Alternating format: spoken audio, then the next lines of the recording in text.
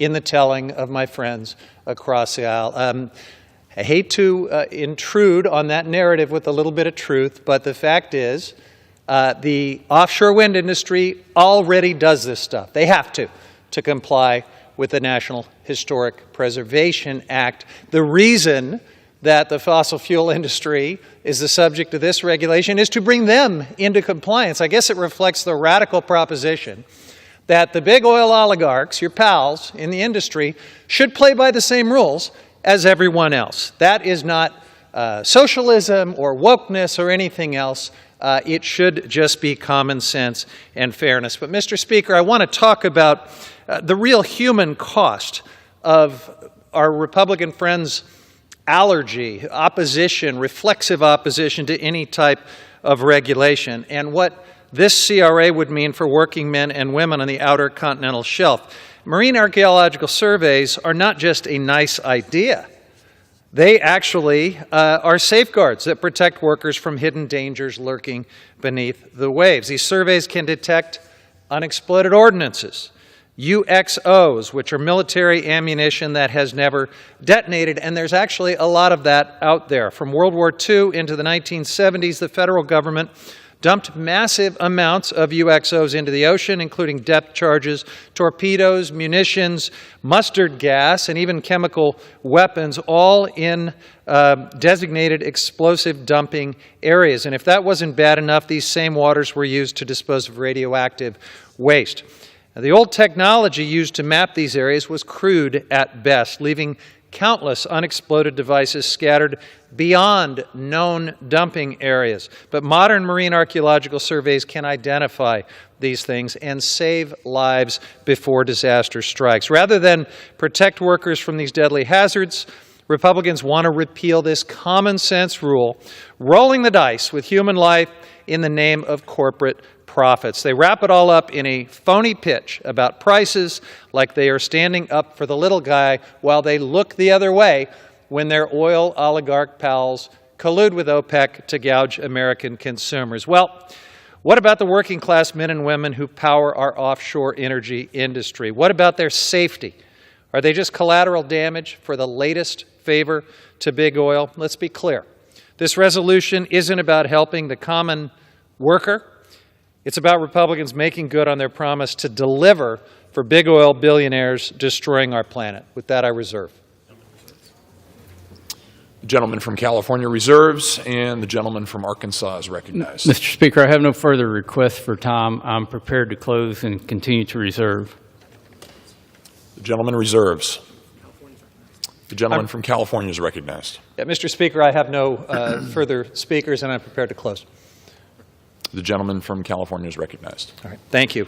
My Republican colleagues decided that the best use of our time today is to debate whether or not we should keep a common sense rule that protects tribal resources, worker safety, and our nation's history. They claim we must do this because this rule is too burdensome for oil and gas companies and will create higher energy prices for American consumers. All of that is nonsense.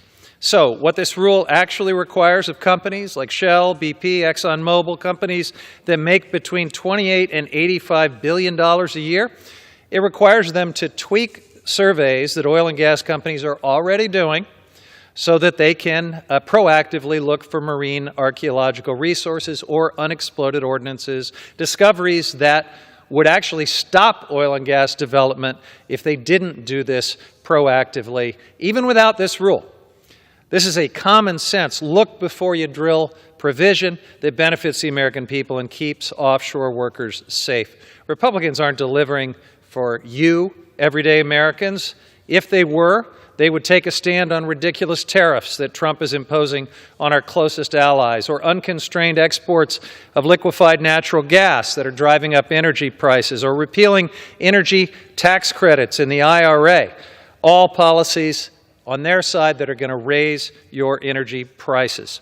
If they were delivering for you, they wouldn't allow working class people to go out into the outer continental shelf without the guarantee that they're working on top of unexploded military ammunition or radioactive waste. That's what this rule does. It protects workers and the public interest. They would not allow massive firings of essential employees who protect your public lands. They would not vote for your health care to be ripped away like they just did last week. The Republican agenda in the House today accomplishes one thing and one thing only: selling out the American people and our planet so they can continue to enrich the oil baron oligarchs and billionaire class. This resolution is just the latest favor to these elites, and I strongly urge my colleagues to oppose it. And with that, Mr. Speaker, I yield back. The gentleman from California yields back. The gentleman from Arkansas is recognized. Mr. Speaker, again, in closing, I urge my colleagues to vote in favor of SJ Resolution 11. And I want to thank my colleagues across the aisle for actually making our point on why this regulation that was put in place by the Biden administration is totally unnecessary. We made the point that it's targeted specifically for oil and gas and that wind is exempted. They tried to say that wind is exempted because they're already doing the analysis under the National Historic Preservation Act, Section 106. Well, guess what? Oil and gas is doing the same thing. They're already making these archaeological assessments under existing rules. This is redundant, but it's not just redundant, it's punitive. It was a rule put in place to attack what our colleagues like to refer to as the big oil boogeyman. Apparently because they've been successful and they can actually turn a profit because there's a demand for their product, they should be attacked by the federal government. They should have more regulations put on them. We should do anything we can to stop producing more energy offshore if you're in the mindset of the previous administration. That's not helping America. That's not helping the American consumers. That's not helping the American economy. And it's certainly not helping America on the world stage. It is ridiculous that we're having to come here and do congressional review acts on horrible policies that were put in place by the previous administration. But thank goodness we have the tool to do that. Thank goodness the Senate's already done it, and we have bipartisan support in the Senate to do the CRA on this rule.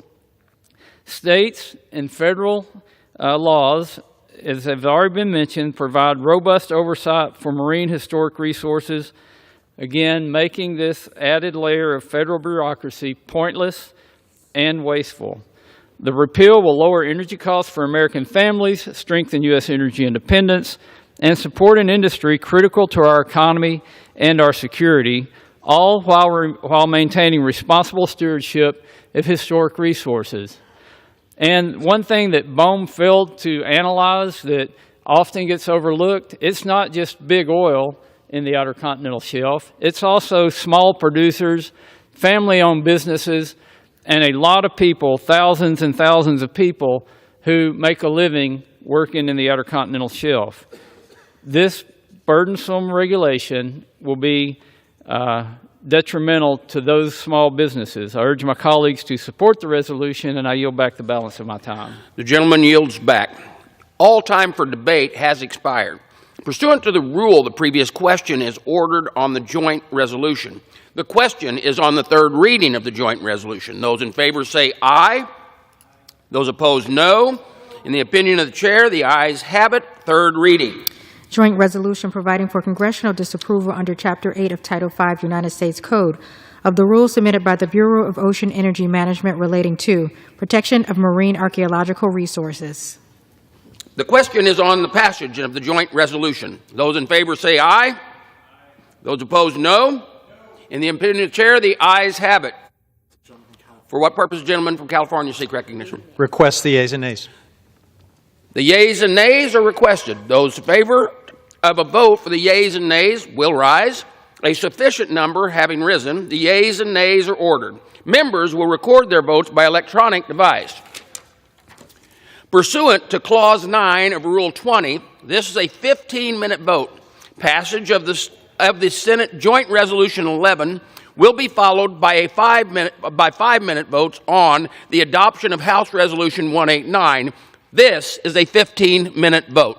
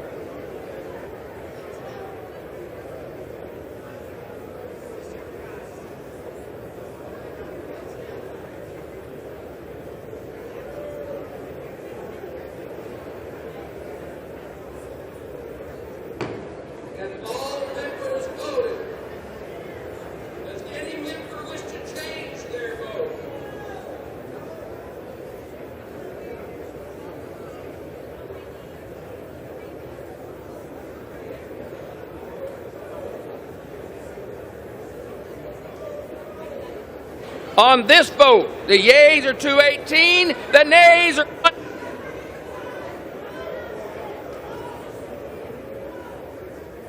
We're back up.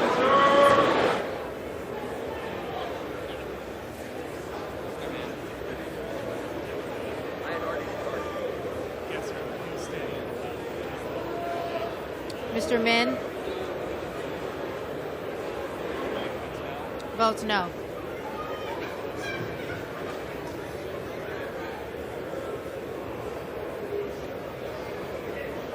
Wait a minute, you got another one in the well.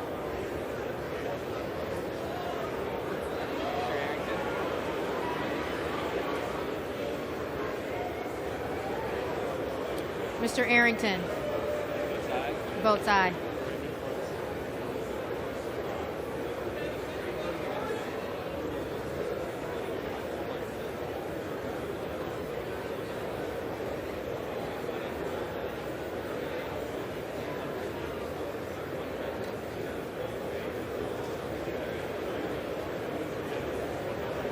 On this vote,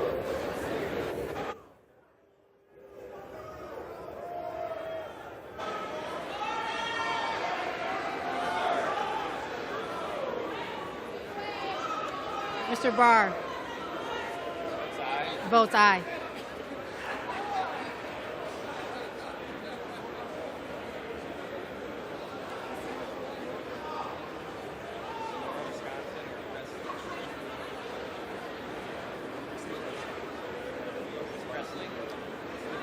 Ms. Presley? Votes no. Ms. Moore of Wisconsin? Votes no.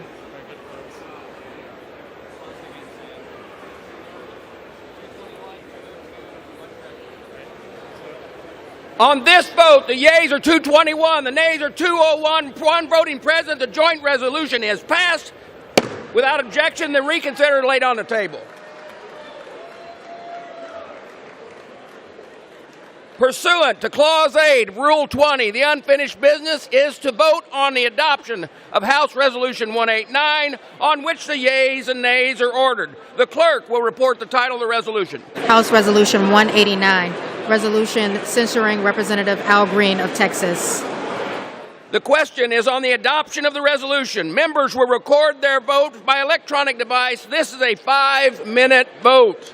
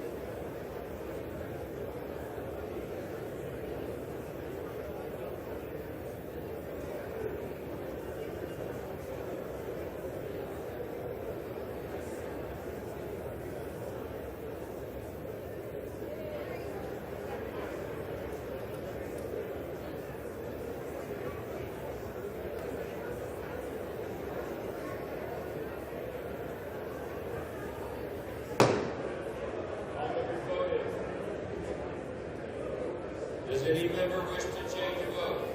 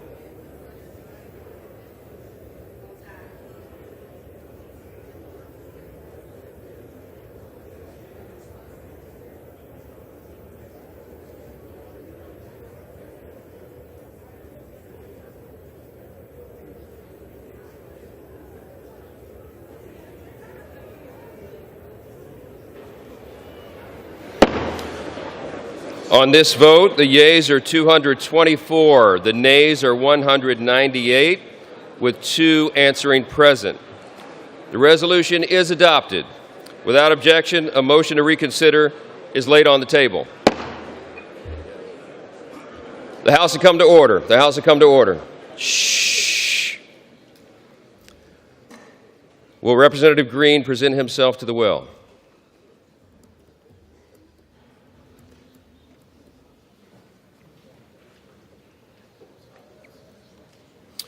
By its adoption of House Resolution 189, the House has resolved that Representative Al Green be censured, that Representative Al Green forthwith present himself in the well of the House of Representatives for the pronouncement of censure, and that Representative Al Green be censured with public reading of this resolution by the Speaker.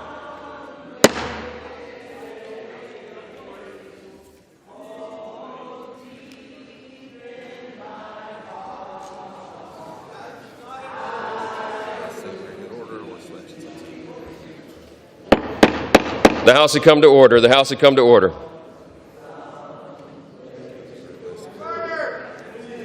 What's that?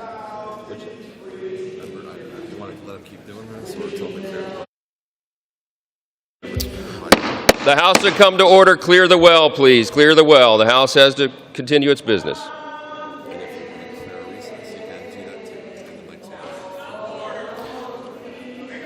Just say the House is in recess.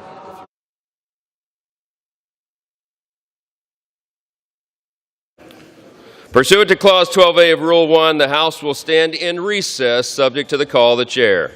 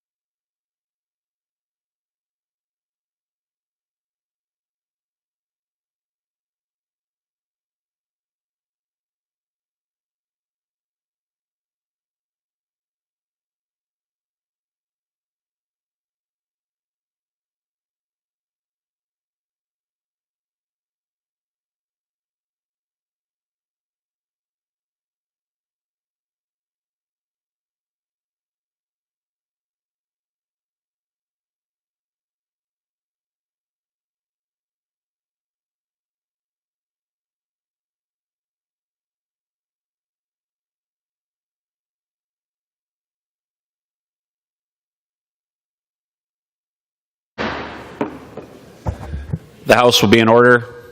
The chair will receive a message. Mr. Speaker, messages from the President of the United States. Mr. Speaker, Madam Secretary, I am directed by the President of the United States to deliver to the House of Representatives messages in writing.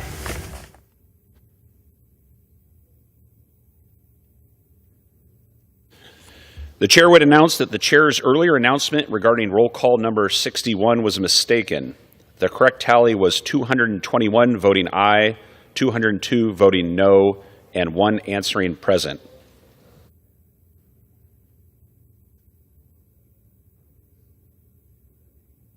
For what purpose does the gentlewoman from Illinois seek recognition?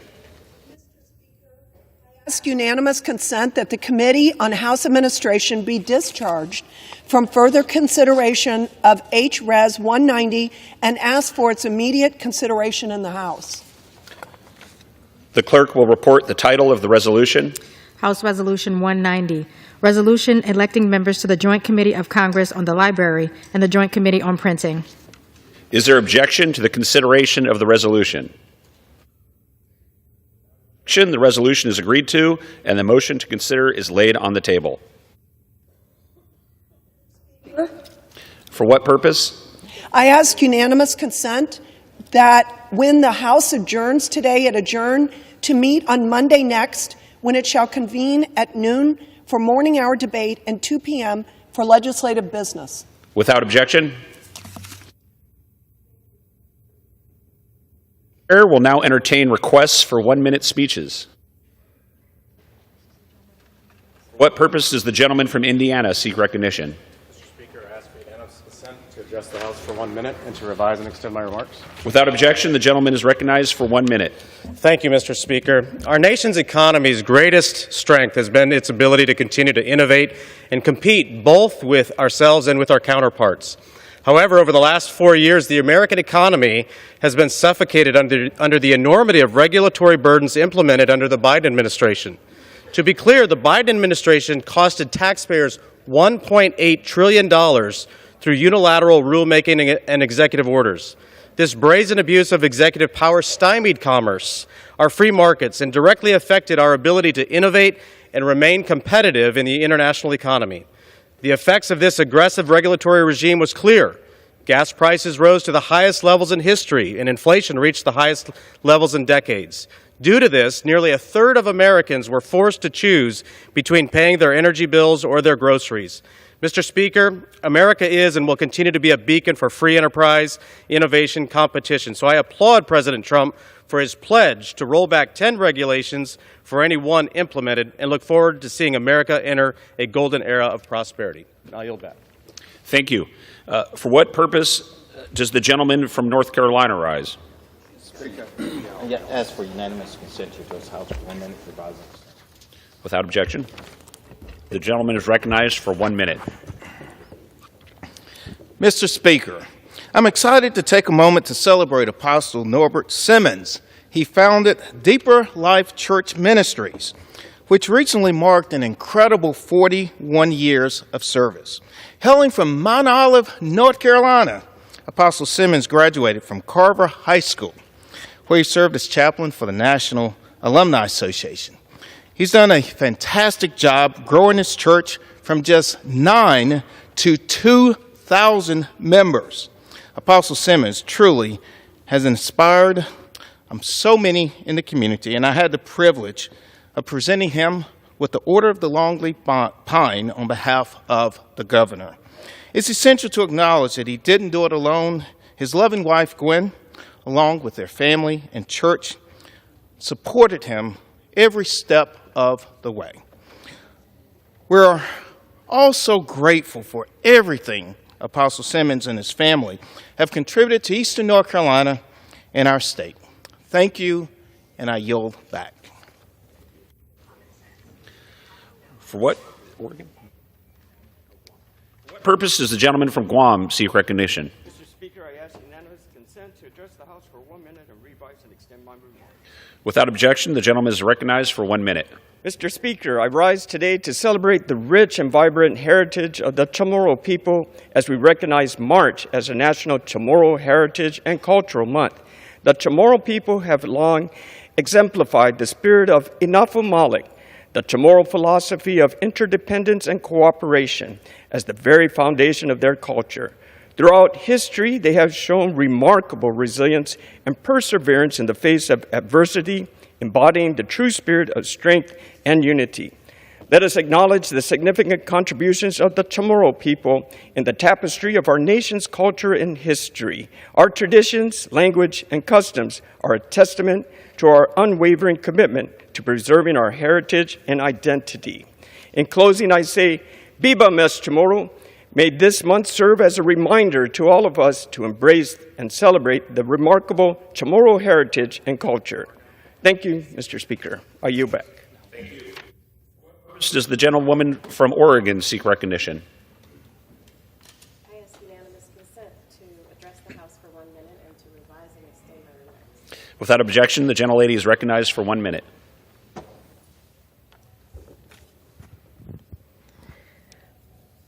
Mr. Speaker, I rise today because Oregonians can't afford to buy a home. Mr. Speaker, I rise today because the rent is too damn high. And Mr. Speaker, I rise today because the game is rigged. I hear from everyone I talk to, from my constituents to my kids, to how hard it is to find affordable housing. Oregon ranks 45th in the nation in housing affordability, and it's getting worse. Our population has grown faster than our housing supply, driving costs up for buyers and renters. I refuse to leave Oregon families hanging. That's why I'm fighting on the Financial Services Committee to make a difference. I'm fighting to make it easier to buy or rent a home, and I'm fighting to build more houses and increase our supply. And I'll always fight to lower costs and make life just a little bit easier for Oregonians. I yield back. Thank you. For what purpose does the gentleman from South Carolina seek recognition? Mr. Speaker, I ask unanimous consent to address the House for 1 minute, revise, and extend my remarks. Without objection, the gentleman is recognized for 1 minute. Thank you, Mr. Speaker. Families continue to suffer from the disastrous decisions of Biden-Harris, which led to outrageous energy prices. Republicans passed bills this week to correct regulations of Biden and lower costs, including reversing the rule on energy standards, which overregulates standards for consumer products and commercial equipment, led by Congressman Andrew Clyde. Reversing the rule on national emission standards, which imposes limits on tire manufacturers, led by Congressman Morgan Griffith. This legislation supports tire manufacturers such as Michelin and Bridgestone in South Carolina, which now is the leading state manufacturer and exporter of tires in America, creating jobs. Reversing the rule requiring archaeological reports for oil and gas exploration or development plans on the Outer Continental Shelf, led by Senator John Kennedy. In conclusion, God bless our troops as the global war on terrorism continues. Open borders for dictators puts all Americans at risk of more 9/11 attacks imminent, as warned by the FBI. President Trump is reinstituting existing laws to protect American families with peace through strength. Thank you. For what purpose does the gentlelady from Hawaii seek recognition? Mr. Speaker, I ask unanimous consent to revise and extend my remarks. Without objection, the gentlelady is recognized for 1 minute. Thank you. Mr. Speaker, last December, Congress, Democrats and Republicans alike, came together to pass the American Relief Act of 2025, securing $12 billion to rebuild communities devastated by disaster. We made a promise to North Carolina, Florida, Texas, and yes, to Maui. Now that promise isn't just being broken, it's being ripped apart. What a slap in the face for those constituents when that funding to rebuild homes, businesses, and communities gets delayed or even withheld because the Musk-Trump administration plans to gut HUD's Office of Community Planning and Development, the very team responsible for getting billions of relief dollars where they belong, essentially eliminated. That isn't streamlining or efficiency. That's sabotage. This week, I am proud to have led a bipartisan letter signed by 47 members of Congress calling on this administration to not cut these critical positions. We voted for this funding. Now let's do our jobs and fight to make sure it gets to the people who need it most. Thank you, Mr. Speaker, and I yield back. Thank you. For what purpose does the gentleman from Georgia seek recognition? Ask unanimous consent to address the House for 1 minute to revise and extend my remarks. Without objection, the gentleman is recognized for 1 minute. Mr. Speaker, I rise today to honor the life and the legacy of Coach John Willis, the winningest football coach in Brunswick High School history, who passed away at the age of 80.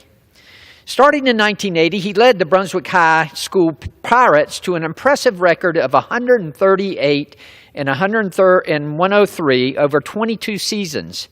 Under his guidance, the Pirates secured 4 regional championships, including 3 consecutive titles from 1997 to 1999. The 1999 team reached a state championship game, finishing with a 14-1 record. Beyond the field, Coach Willis was a dedicated physical education teacher at Brunswick High School, known for his motivational speeches and serving as a father figure to many of his players. As a lifelong resident of Brunswick, Coach Willis, alongside his wife Barbara, contributed significantly to local education and to athletics. He is survived by his wife Barbara and their 3 children, Michael, Wesley, and Maria. Maria now follows in her father's footsteps, coaching the Lady Pirates basketball team.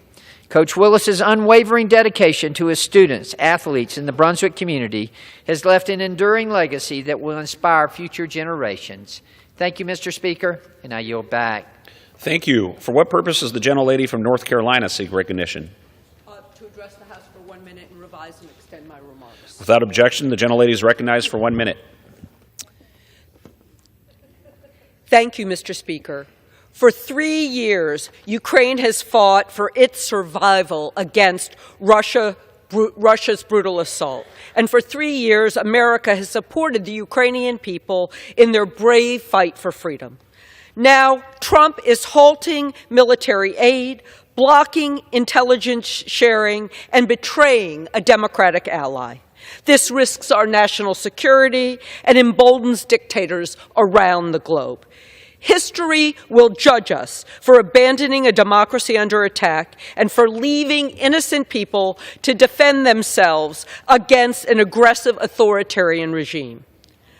But there's still time for my Republican friends to speak up. There's still time for Republicans to reaffirm to the world that America does not bow to our foreign adversaries. There's still time for Republicans to join with Democrats and remind Donald Trump that America does not abandon our friends. For our future and theirs, we must not betray the courageous people of Ukraine. Thank you, Mr. Speaker, and I yield back. Thank you. For what purpose does the gentleman from Florida seek recognition? Mr. Speaker, I ask for unanimous consent to address the House for 1 minute and to revise and extend my remarks. Without objection, the gentleman is recognized for 1 minute. Mr. Speaker, I rise today to recognize the extraordinary service of Master Sergeant Arcadio Santiago Rodriguez, a proud member of the Army's 65th Infantry Regiment, known as the Buccaneers. During the Korean War, then Private First Class Santiago Rodriguez displayed extraordinary heroism in the face of danger. When his squad leader was gravely wounded, he swiftly took command, rallying his fellow soldiers and leading them safely with unwavering courage and determination. Later, while evacuating a wounded comrade, he single-handedly engaged 5 enemy soldiers, killing 4 and capturing a 5th, forcing that captured soldier to carry the wounded soldier to safety. For his heroism, he was awarded the Silver Star.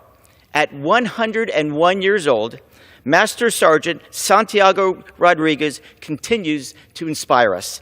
I join my predecessor, the Honorable Bill Posey, in honoring Mr. Rodriguez, and I hope that he will be recognized in unwavering service to our nation. And with that, I yield back. Thank you. For what purpose does the gentleman from Maryland seek recognition? Consent to speak out of order for 1 minute, revise and extend my remarks. Without objection, the gentleman is recognized for 1 minute. First, Mr. Speaker, I applaud and support the remarks of the gentlelady from North Carolina. We must be on Ukraine's side and against dictators, despots, and war criminals. Now, Mr. Speaker, I rise today to honor a great Marylander, a dedicated champion of our men and women in uniform, a former member of this body, Beverly Byron, a dear friend of mine for over 60 years. She passed away at the age of 92 on February 9th. When Beverly succeeded her husband, Representative Goodloe Byron, in Congress after his sudden passing in 1978, many people underestimated her. Throughout her 14 years in Congress, however, she proved to be a gifted leader in her own right.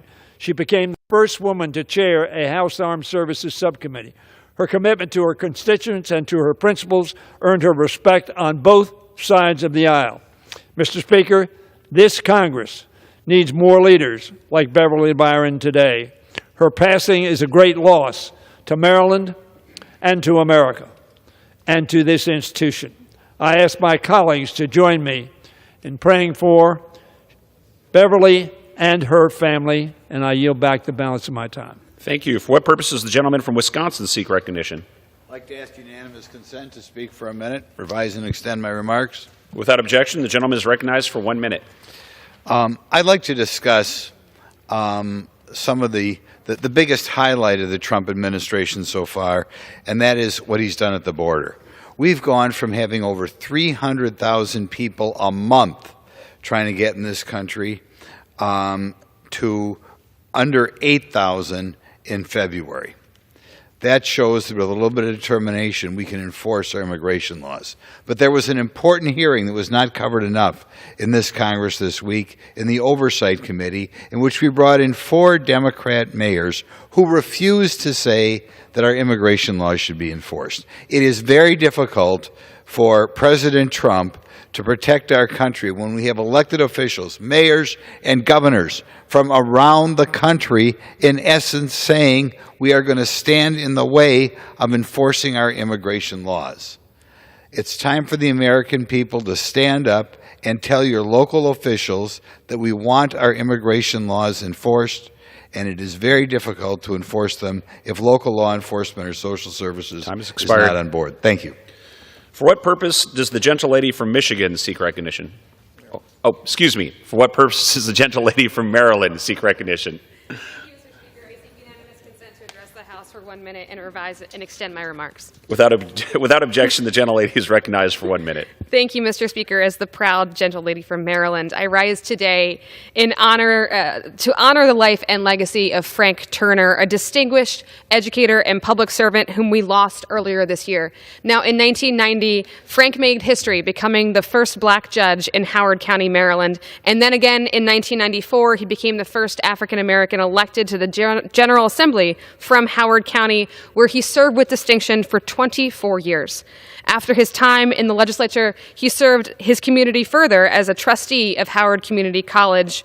Frank will forever be remembered for his generosity and kindness, his thoughtfulness and his skill, but above all for his unwavering commitment to his community, to Howard County, that stays with me and so many Marylanders. He led a life of unparalleled service, and for that, we will forever be grateful. I am personally keeping his family, his friends, and every life he ever touched through his good works in my prayers.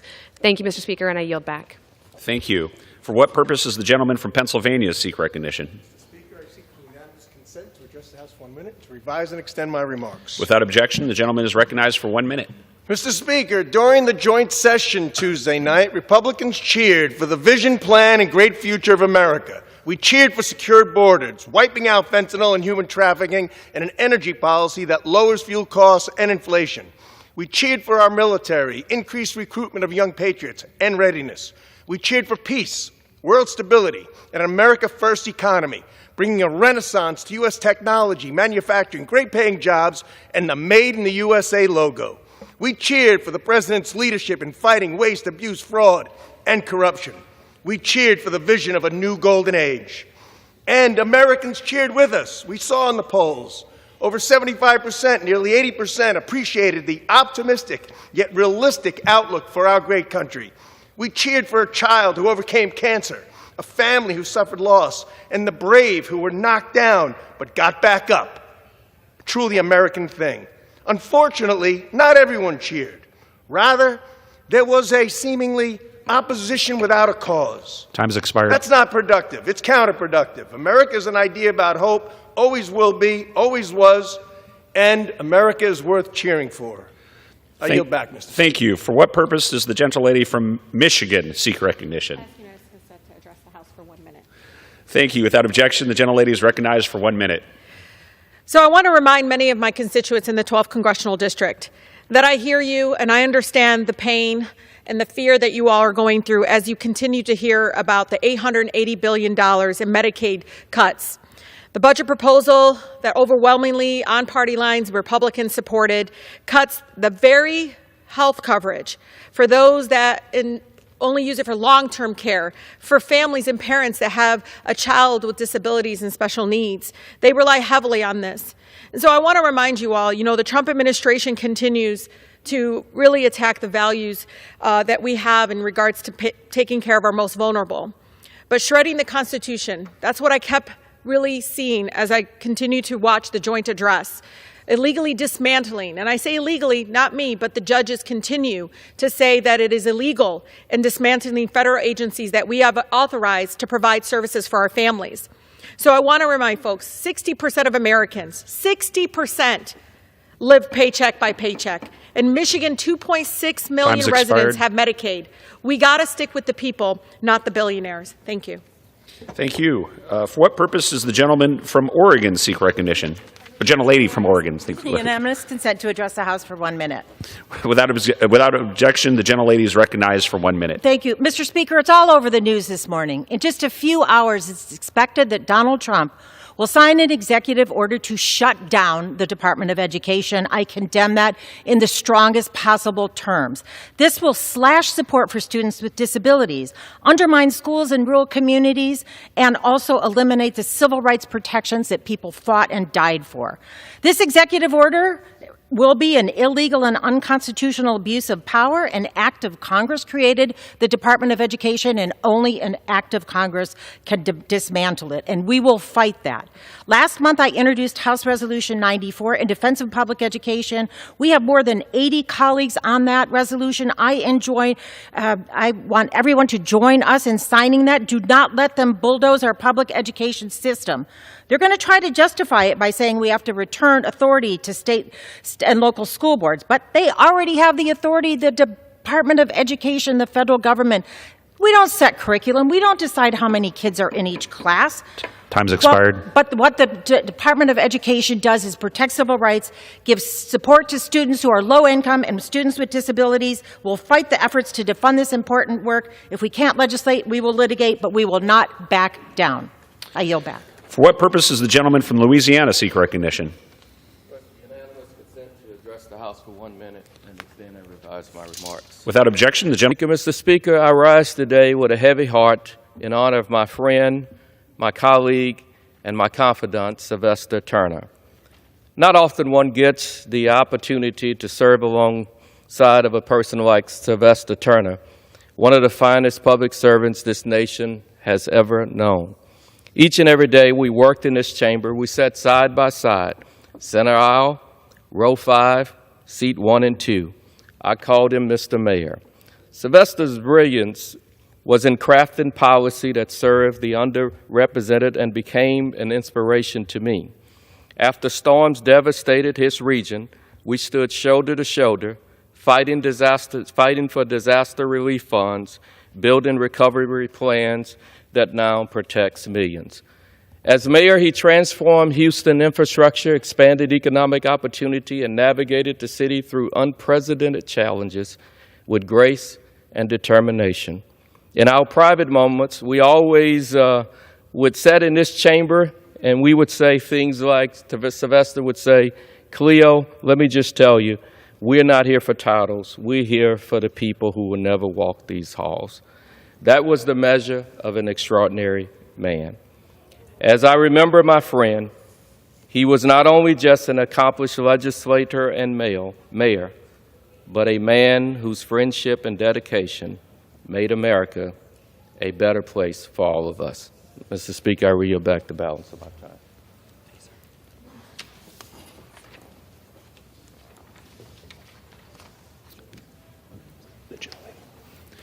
For what purpose does the gentlewoman from Ohio seek recognition? To address the House and to extend and revise my remarks. Without objection, the gentlewoman is recognized for 1 minute. Thank you, Mr. Speaker. Today I rise to recognize Mr. Paul Tazewell as Ohio's 13th Congressional District Champion of the Week for winning an Academy Award for his costume design work in the movie Wicked. Paul's first Academy Award will join a crowded trophy case that contains an American Cinematique Award and a British Academy Film Award, both for his costume design in Wicked. He also won Critics' Choice and Costume Design's Guild Award for his work on the film. While this is Paul's first win at the Oscars, he was also nominated for costume design in the 2022 film adaptation of The West Side Story. Paul is a 1982 Buchtel High School graduate, proudly acknowledged during his acceptance speech that he is the first black man to win an Oscar for costume design, to a resounding crowd and a standing ovation. I don't know if he could hear us while he was up on stage, but our entire community in Akron was standing up and cheering him on when we heard his name called. He later shared, quote, "I have evolved into that inspiring figure that I have been longing to emulate as long as a developing designer. I receive this beautiful recognition with immense pride, and I dedicate it to everyone who has the dream to fly." Congratulations again to Paul Tazewell on this amazing accomplishment. You have certainly made our community proud and a shining example of why Ohio's 13th Congressional District is the birthplace of champions. Thank you, Mr. Speaker. I yield back. For what purpose does the gentlelady from Pennsylvania seek recognition?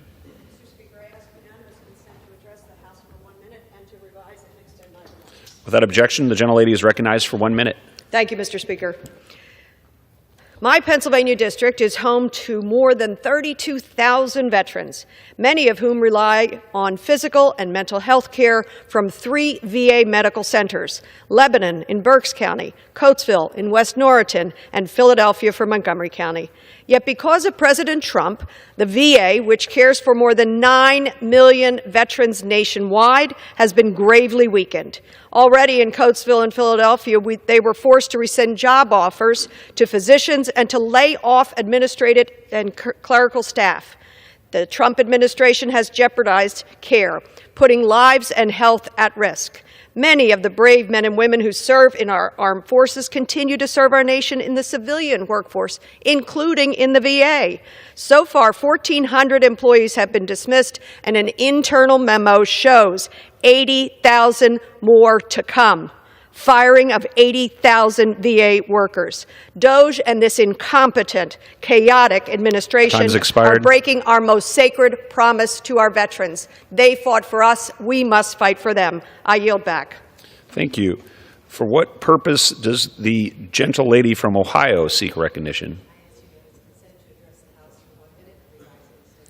Without objection, the gentlelady is recognized for 1 minute.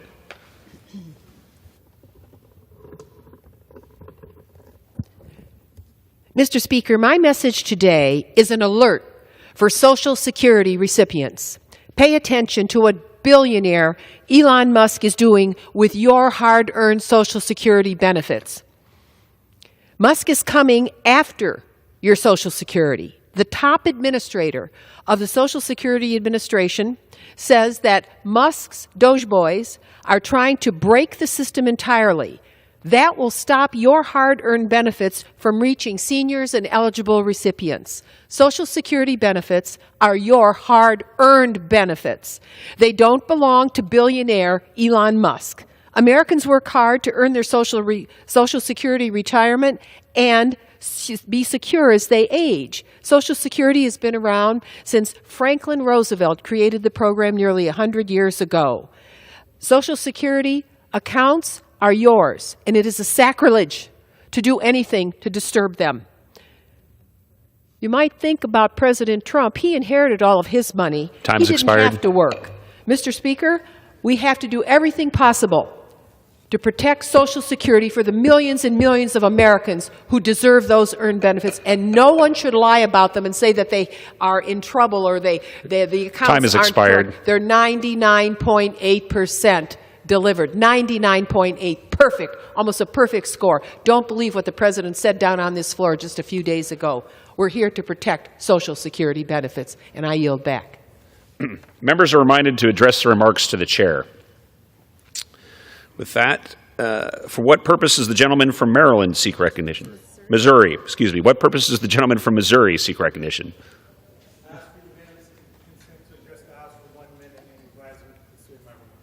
Without objection, the gentleman is recognized for 1 minute. Mr. Speaker, I rise today with a heavy heart to remember our colleague, Representative Sylvester Turner. My colleague previously discussed his policy accomplishments. I'm going to take this from a different angle. If I had to rank my freshman colleagues respectfully by kindness and decency, Sylvester Turner would have won in a landslide. He had a warmth about him, whether you were a constituent, a colleague, or just someone passing by. He didn't serve for recognition. He did it because he wanted to make people's lives better. Representative Turner made this a better place through his work and through the way he treated people. Before Congress, he served as the mayor of Houston, leading with the same heart and dedication that defined his life. Losing him reminds us to appreciate the people around us. So today, let's take a moment to reflect, to check in on one another. And in this house and in houses across this nation, let's carry forward the kindness and service that defined Sylvester's life. Thank you, and I yield back. Thank you. For what purpose does the gentleman from Virginia seek recognition?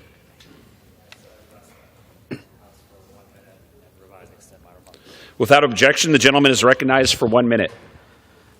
Mr. Speaker, this week's address to Congress was one of the longest addresses to Congress ever, yet there was no real plan or blueprint for how we're actually going to lower costs. We heard a lot about Greenland and golden tickets and something about Mars, but we didn't actually hear about lowering costs because the actions of this administration will actually raise costs for every American. If you cut Medicaid, for instance, not only will you cut off care for millions, it will raise the health care premiums of every American, not just the ones on Medicaid. Health costs will go up. If you fire half the people who administer Social Security and undermine it, for our seniors, costs will go up. And if you continue the brain drain in our government and fire federal workers who protect consumers or do critical safety or health research, you will make us less safe and costs will go up. This administration's policies will directly lead to costs going up for all families, and Americans deserve better. I yield back. Thank you. For what purpose does the gentleman from Ohio seek recognition? Mr. Speaker, I ask unanimous consent to address the House for 1 minute to revise and extend my remarks. Without objection, the gentleman is recognized for 1 minute. Mr. Speaker, I rise today to remember the life of Larry Gerstner, an outstanding businessman who was well loved by his community and spent his life in service to it. Larry was born in Columbus, Ohio, and grew up on a small farm in Hilliard. Earning a bachelor's degree in civil engineering from the University of Cincinnati, Larry joined the Peace Corps in 1971 and spent 3 years in the Tonga constructing the Main Islands Road and country's first jet field. Upon returning to the States, Larry was elected Hocking County Engineer in 1976 and later served as a board member for the Hocking Hills Tourism Association. Larry created numerous businesses that grew Hocking County's tourism industry, most known for the Columbus Washboard Company, the very last maker of washboards in the United States. One of his incredible washboards is displayed in my office for Ohioans to enjoy, and similar to this one that I hold in my hand today. After an 18-year fight with cancer, with his devoted wife Joyce by his side, Larry passed away in February of 2025. Larry will be dearly missed in Hocking County and across Ohio, but the legacy of his life and service will continue. Thank you, Mr. Speaker, and I yield back. Thank you. For what purpose does the gentleman from New York seek recognition? Mr. Speaker, I ask unanimous consent to address the House for 1 minute and to revise and extend my remarks. Without objection, the gentleman is recognized for 1 minute.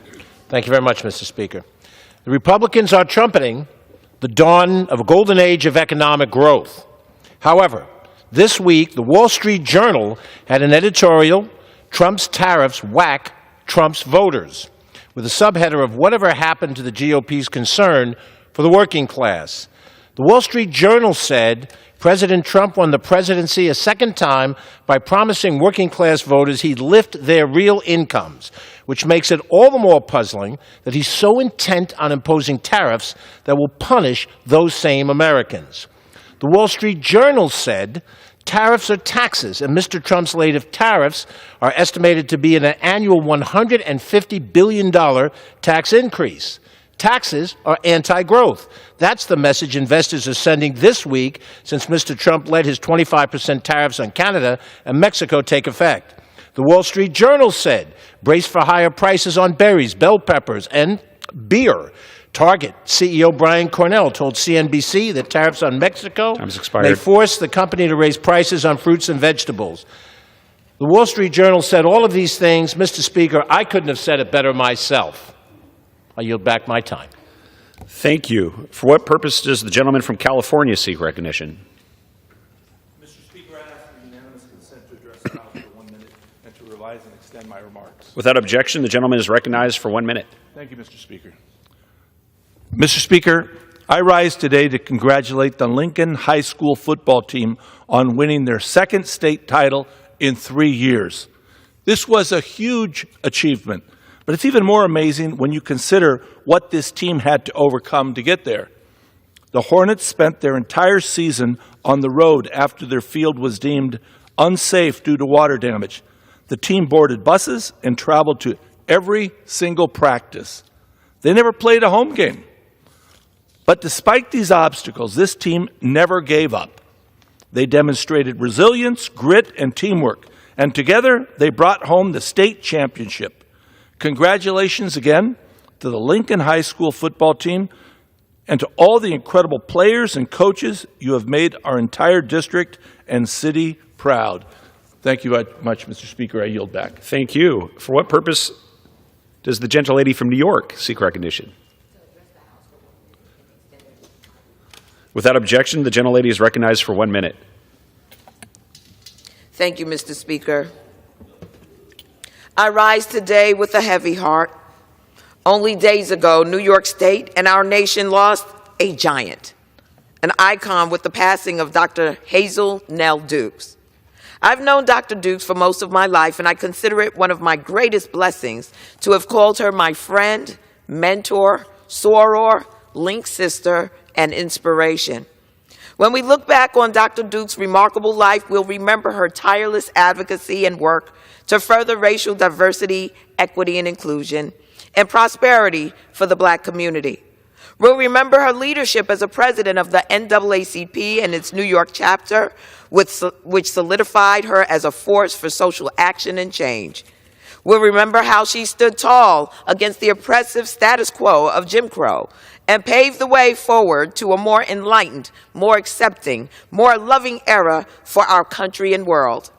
And I know I'll remember the image of her arm in arm with my mother, Dr. Una Clark, at the Democratic Convention, where they stood in the trenches together, fighting for the Black community at each other's sides. Truly, Dr. Dukes lived a life of courage, resolve, and unmatched tenacity. We owe her a debt of gratitude that can never be measured or repaid, and I will miss my friend's warmth and wisdom so dearly. Ma Dukes, we'll never forget you. May you rest in power. May you rest in peace. Thank you, Mr. Speaker. I yield back. Thank you. For what purpose does the gentleman from Illinois seek recognition? Mr. Speaker, I ask unanimous consent to address the House for 1 minute and revise and extend my remarks. Without objection, the gentleman from Illinois is recognized for 1 minute. Mr. Speaker, today we say goodbye to a giant, a leader, a warrior for justice. Today we mourn the passing of my dear friend and brother in service, Congressman Sylvester Turner. Mr. Turner was more than a colleague, he was family. He carried the weight of his community on his shoulder, never once complaining, never once backing down from a fight when the people needed him. He walked these halls not for power, not for prestige, but for purpose. And that purpose was clear: to uplift the forgotten and fight for the unseen, and to ensure that every child, no matter the zip code they were born in, had a fair shot at success. His legacy will be defined by his lifelong fight for civil rights, economic justice, and opportunity for all. But perhaps some of his most visionary work was co-founding the Congressional Diversity, Equity, and Inclusion Caucus. He and I and Congressman Fields took on together with urgency purpose. Sylvester knew that representation wasn't just a box to check, it was the foundation of our democracy itself. He fought to break down barriers, to build pipelines of opportunity, and to ensure that government truly reflected the people it served. Mr. Speaker, I yield back. Thank you. For what purpose does the gentlelady from New Mexico seek recognition? Mr. Speaker, I ask for unanimous consent to address the House and to revise and extend my remarks. Without objection, the gentlelady is recognized for 1 minute. America, continue to be courageous, because what is happening right now is not normal. The dismantling of agencies, including today the Department of Education, the firing of teachers, veterans, military, hacking your personal data, cozying up to foreign adversaries. This is not normal. We must continue to fight back, to push back in Congress, in the courts, and in our communities. So here is what you can do. Raise your voice. Push your members of Congress, push the administration, push your state and local leaders, engage in collective action, and engage in everyday acts of resistance in your own life. Because America, this is not normal. We will not go back. So I say to you, stay strong, raise your voices, and engage in acts of courage. I yield back. Thank you. Members are reminded to address the remarks to the chair. All right.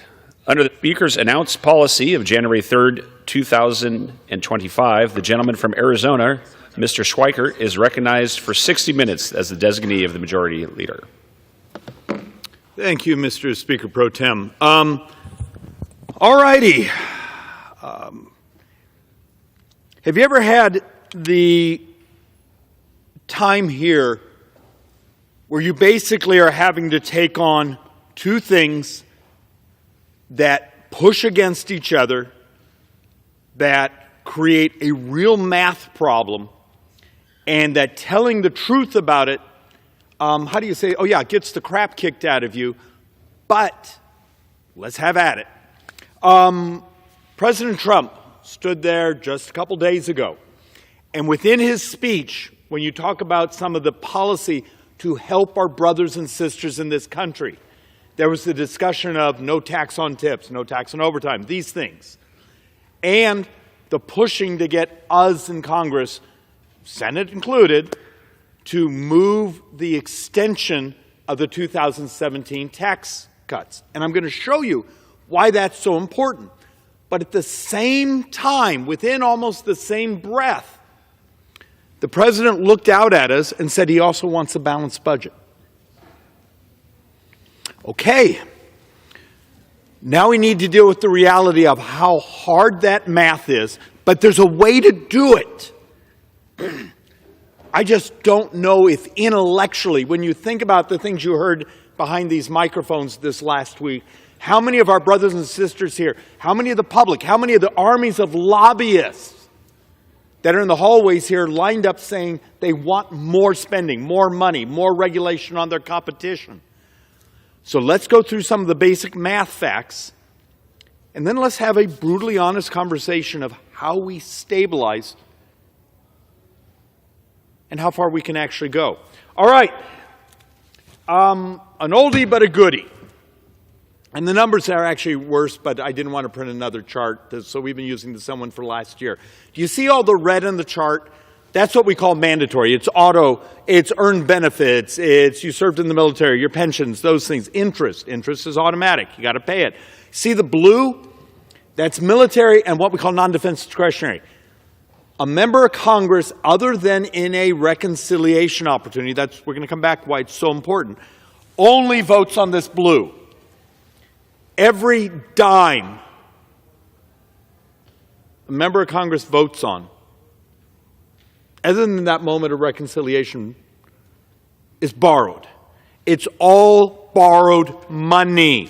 Last year, for every dollar we took in tax receipts, we borrowed $1.39.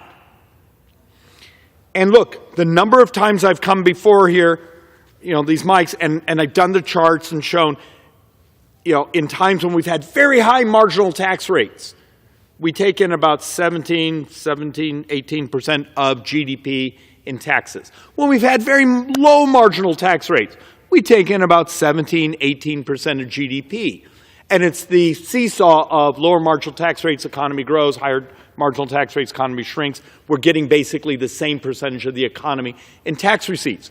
There's an article on the Manhattan Institute's website that does an aggregation of lots of studies, many of them from left-wing groups, showing that if you raised every tax that functionally the Dems have offered that's gotten scored, and then you adjust it for its economic effects, you get about 1.5% of GDP in taxes, or additional taxes. Okay. The cuts we had been talking about were now actually getting much broader. But let's go back to that 1.5. We're going to borrow 7.25% of the entire U.S. economy this year will be borrowed. So when the president turned to us and says he really wants a balanced budget, that's a tough one. Now, his Treasury Secretary has talked about if we could get down to 3% stability. Ray Dalio, who's on talking about a book he's giving away about his incredible fear of the squeeze that's happening around the world because the countries in the world are binging on debt and that there may be a shortage of borrowable capital, which will cause us, as he says, a heart attack. Says if we could get back to 3% of the size of the economy. Okay, maybe that should be our goal. But once again, remember, your government is functionally an insurance company with an army. Because the vast majority of our spending, the vast majority, are things like Social Security, Medicare, other benefits you either get because you hit a certain age, you worked a certain number of quarters, you fell below a certain income, you're part of a certain tribal group. But they're automatic. And the one time we get an honest opportunity to really look at them is when there's this reconciliation, you're able to open up and look at the formula spendings. So let's actually walk through, for someone like myself, who basically is intellectually whipsawing them, just beating the crap out of myself. I do not want, and I believe it would be a horrible thing, to allow taxes to go up at the end of this year, particularly on small businesses and the working population. This is the average. And understand, I represent the Phoenix-Scottsdale area. For my folks, our math is it's like $3,300, almost $3,400 a year. A year for my average family in tax hikes. But for the country, it's $2,850 is the tax hike that's already in the law. That's already what's coming at you. That's what the Democrats have been arguing, saying, we shouldn't extend these tax cuts. And then they give these beautiful speeches about defending the working class. This is coming to you. This is part of the battle. And understand, those tax hikes aren't just going on rich people. 62% of the tax-paying population actually sees their taxes go up. And I'm going to show you some distributional charts later. Remember, after 2017, we actually made the tax code in the United States more progressive, meaning the higher income we're paying a higher percentage of the federal income tax.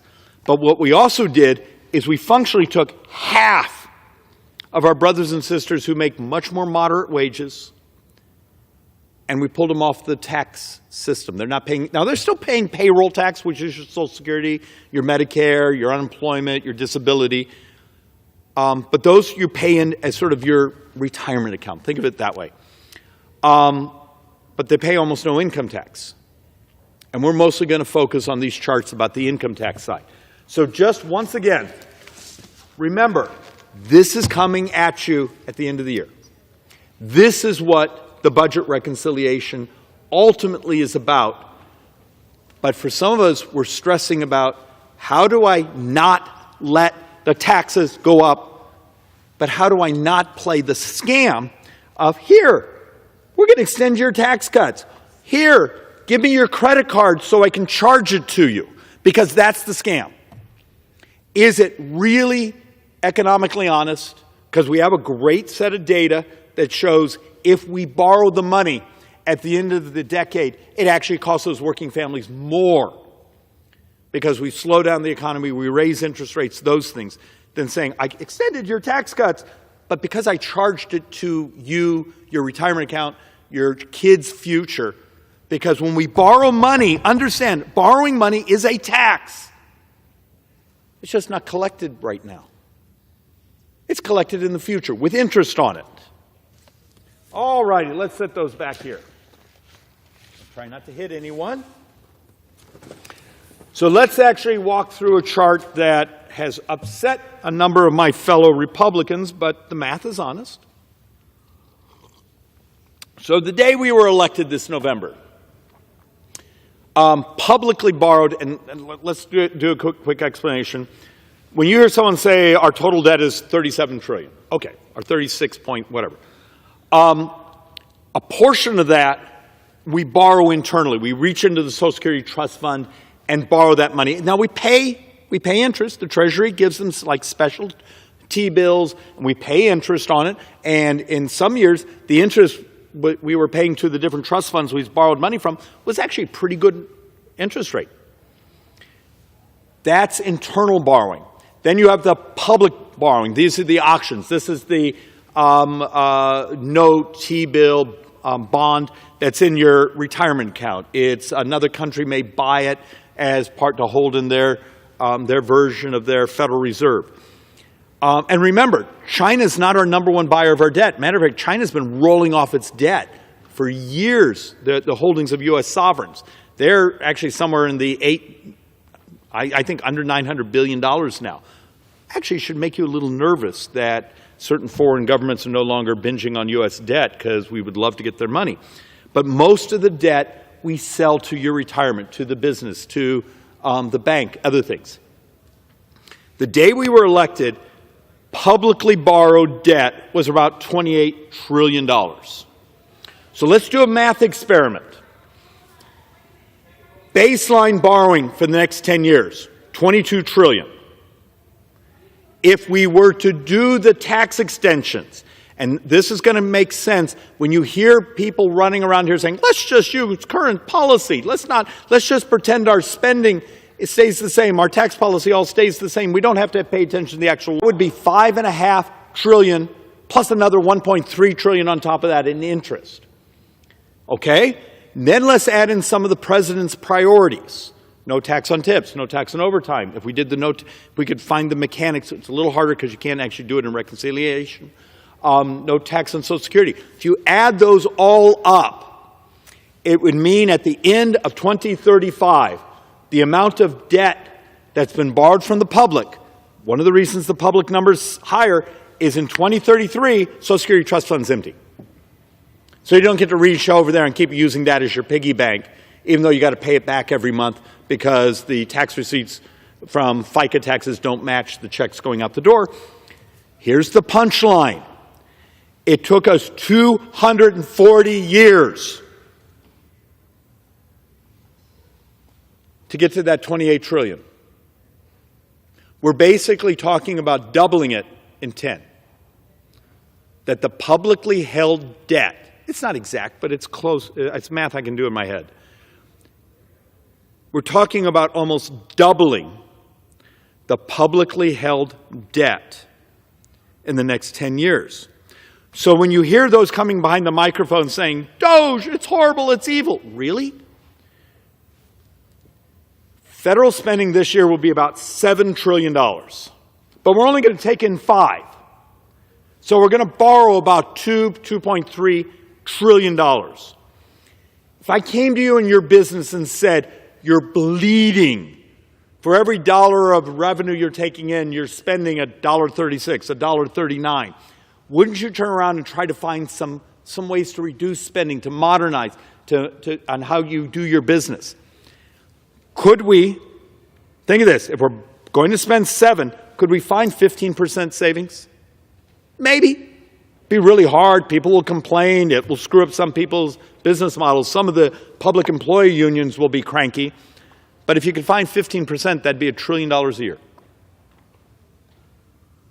Still doesn't get you to a 3% of the GDP borrowing, because remember again, we're going to borrow 7.25% of the entire economy will be consumed by this government in borrowing this year.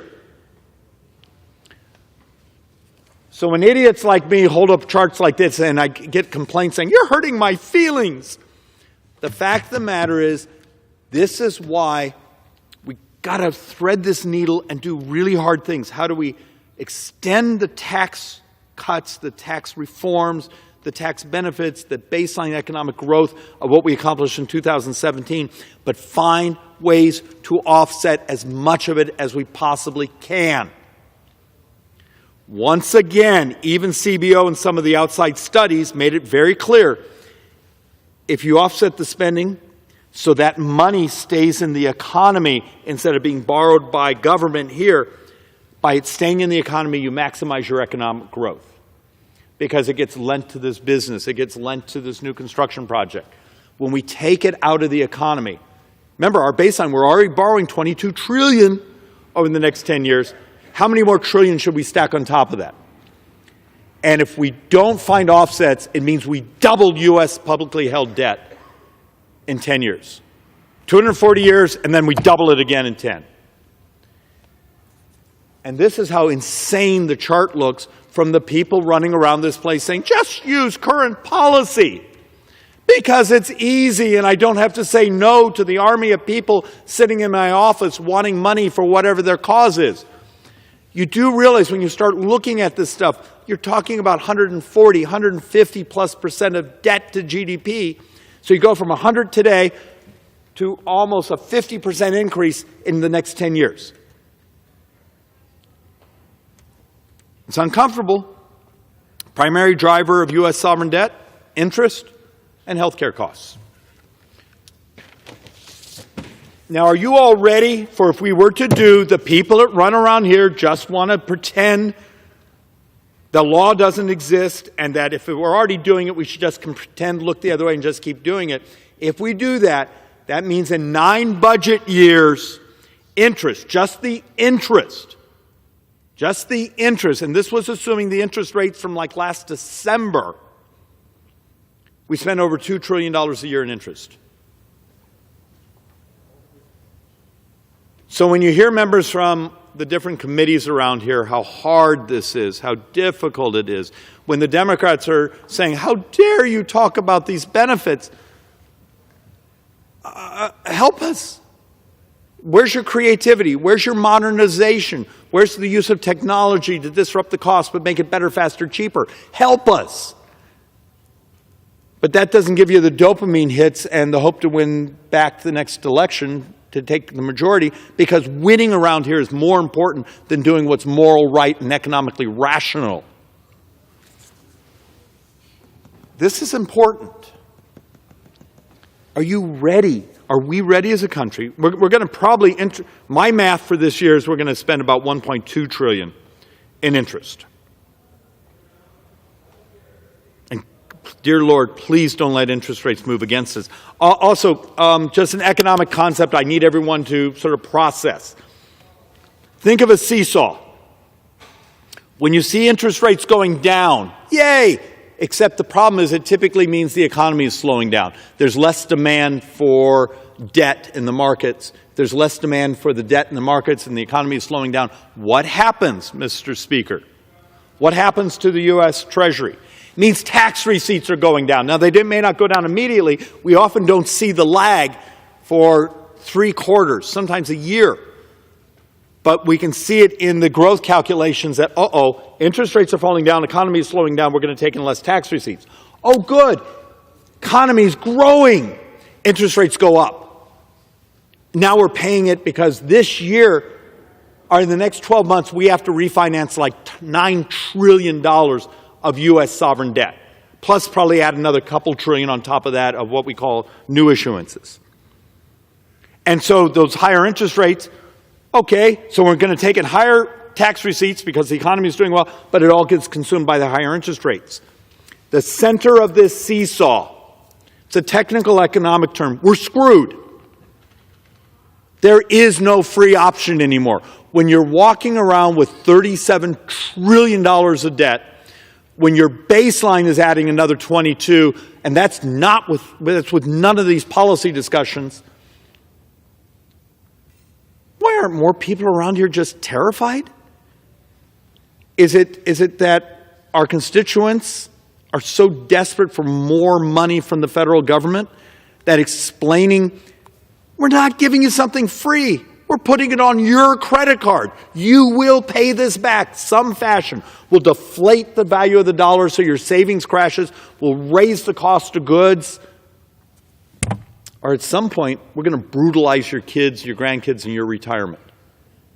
And it doesn't have to be their way. There's ways, and God knows over the last couple of years, I've come here and showed how we can crash the price of health care by just using technology. And then you get the lobbyists in your office, well, that would mean we have to change our business model. Look, Eric Cantor, yesterday, CNBC, was in many ways almost mocking us, former majority leader here, now he's on Wall Street, saying, you really think the bond market isn't going to notice if you just do this pretend thing and say, let's just call this thing current policy, so we'll keep the current tax regime. Yeah, it means financing another $5.5 trillion plus another $1.3 trillion of interest on top of it, and the bond market won't even notice that.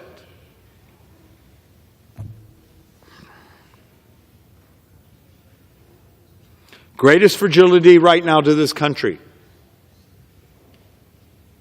We're on the cusp of putting the bond market in charge of this country. Not President Trump, not Congress, because if you're borrowing about $60,000, $70,000 a second every day, what happens when you pull up the next bond auction and not enough people show up for it? It would create chaos around the world. It's a dangerous, dangerous game we're playing around here. But you go home and talk to voters, they want things. We need your help. Please understand this is dangerous, dangerous game we're playing. So let's actually, I was going to show this. I was just trying to make the point. If we do all these things without financing, we're basically over 150% of debt to GDP. So let's actually do something difficult. Treasury Secretary, Ray Dalio, these other people who are sort of economic experts, they're lots smarter than I am or anyone else here, keep saying if we could get to 3% of debt every year, it's actually somewhat equivalent to the growth of tax receipts. Okay. To do that, to get to 3%, it functionally requires a couple $1 trillion of reduction of spending every year. You realize, think about that. With where we're going growth-wise, how many of you see members of Congress come behind these microphones and say, let's work on this, let's get to $2 trillion a year. But that's actually how screwed up these numbers are. And when you get into the out years, so you get to 2034, thank you. It's not $2 trillion you'd have to move to, it's over $3 trillion. Current policy budget deficit in the billions. If you wanted to be at a 3%, you got to cut 2 this year, 2 the next year, and it grows and grows and grows. I don't think there's an understanding. The United States, so this is a sequitur, these tie together. The United States in 7.5 years now will have more deaths than births. We have a shortage of young people. And yet you want to live in a fantasy world of, oh, we're going to grow at 3%. Great. Tell me how. Unless you're willing to do talent-based immigration, adoption of AI, promotion of synthetic biology to do things better, faster, cheaper. There's ways I can get you there. I'm blessed. I'm the chairman of the board of the Joint Economic Committee, so we have a handful of PhD economists, freaky smart. We have a model to do it. What's my chance, Mr. Speaker, of getting this body to say, President talked about doing a talent-based immigration 2 nights ago. Talked about modernizing, using technology. You know, when you call the IRS, their own auditor says only 31% of the phone calls get answered.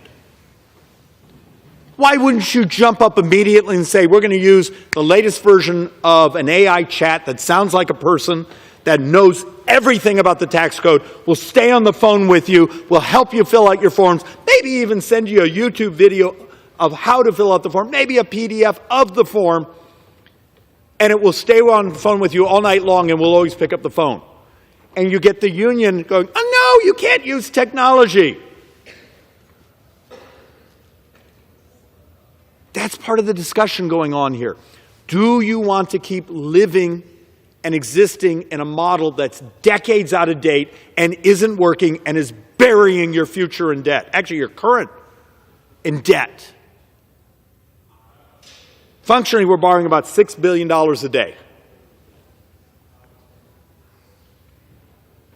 A little math I was doing, standing in the back off the top of my head. If you had 70,000 federal employees accept early retirement, and they make $135,000 with benefits, you're functionally,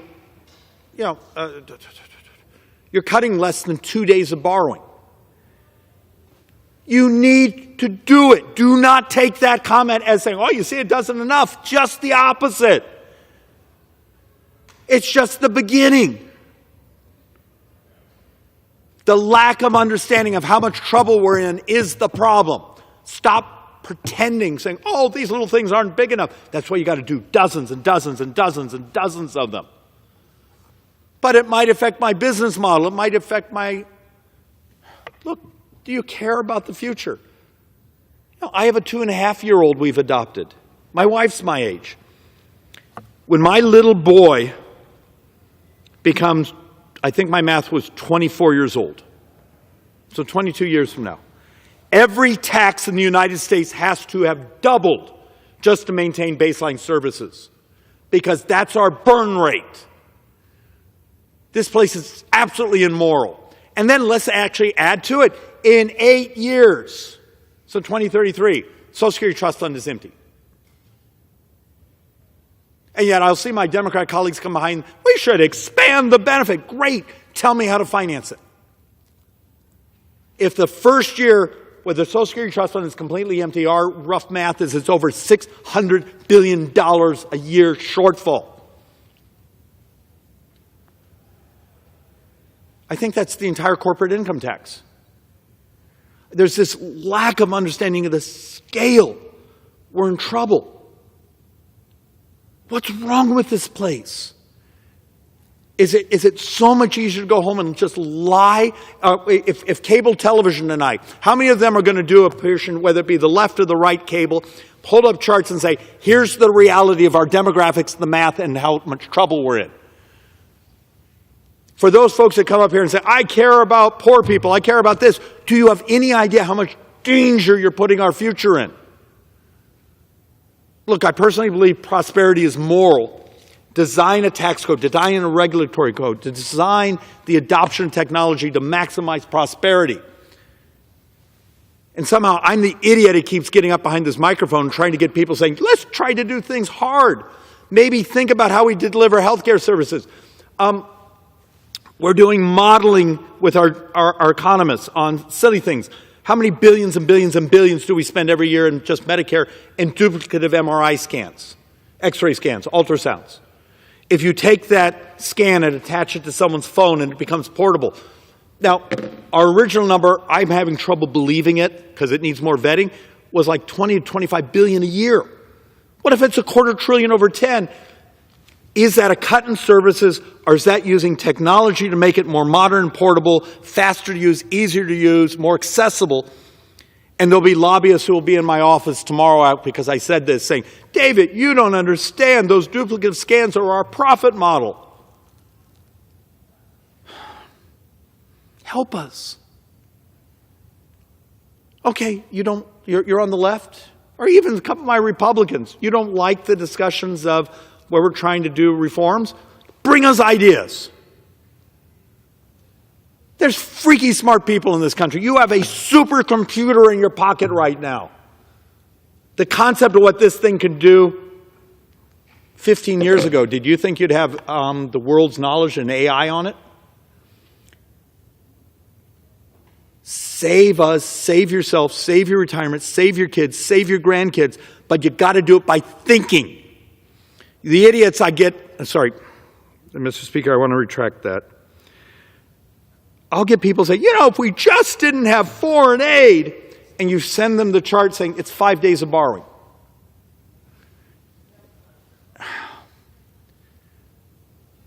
This isn't easy, but it's math. And for my friends on the left, it keeps saying, make the tax code more progressive. Okay. But you've already seen your own studies from the progressive groups is you might get another 1.5% if you blow up everything, you maximize every tax policy you've ever promoted. You're borrowing 7.25% this year. And remember, today, half the taxpayers, 97% of the federal income tax is paid by the top half. So functioning meaning the bottom half of those who are out there working their hearts out, but they don't make a great income, pay almost no federal income tax. They may pay FICA tax, Social Security, Medicare, those things. This tax system now has become incredibly progressive. Maybe you need to make it more progressive. But don't pretend it actually makes that much difference in the debt model. It doesn't produce nearly the revenues. And I'm going to bang through some of these real quick. Look, federal tax code remains incredibly progressive. It's more progressive today than it was prior to 2017 tax reform. And today, right now, if you actually take a look at the top earners, they're still paying the vast majority. So what happens when your top 20% is paying like 40+%? The top 20% of income earners are paying, I think it's a little shy of like 70–80% of all federal income taxes. So instead of an idiot standing here giving you percentages of GDP and numbers, I thought we would do it as time. Let's use it as a calendar. Some people it's easier to see. How Washington financed 366 days of spending in 2024. Remember, it was a leap year. There was an extra day. Top 20% of earners covered 201 days of federal spending. The next 20% covered 41 days. The middle earners covered 17 days of government spending. The bottom 40% altogether covered 4 days. And if you take the folks below the 40%, we spent 103 days of spending. We sent them money. We didn't tax them. We sent them money on the federal income tax side.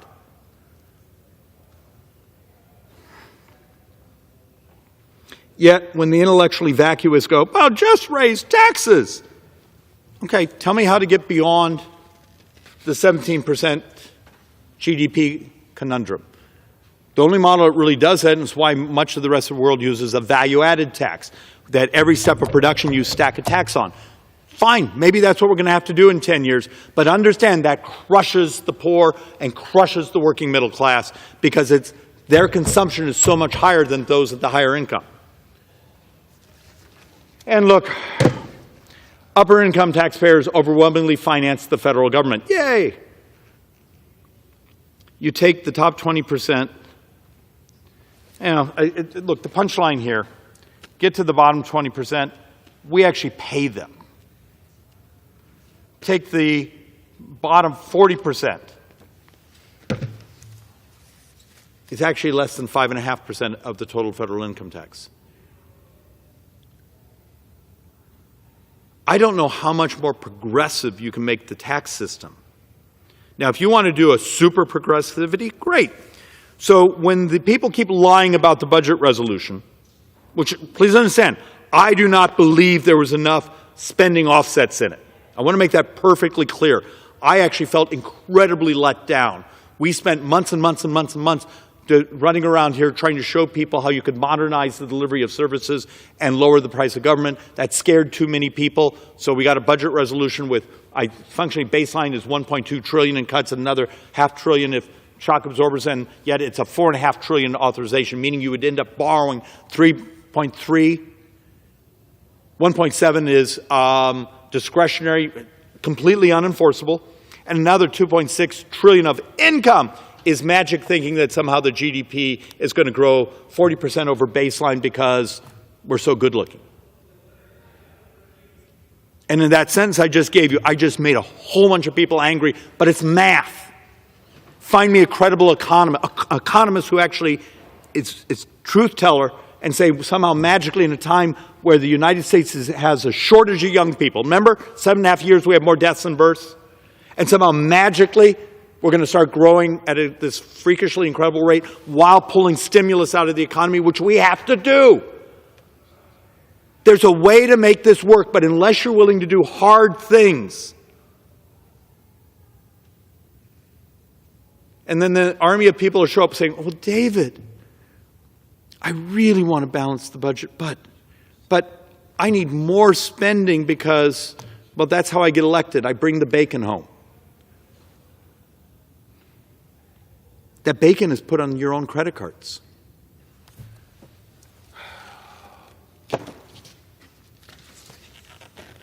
The highest earning 20% of taxpayers pay 90% of all federal income taxes. Let's try it one more time. The highest earning 20% of taxpayers pay 90% of all federal income taxes. It's math. It's not comfortable. It doesn't fit almost any of the speeches you hear from the left on behind the microphone. It's a tax cut for billionaires and rich people, but that's not what the math says. Because when it comes to math, we're able to lie about it all the time because it's big, it's hard. Trillion, 12 zeros. No one can see that, so you can just make crap up around here.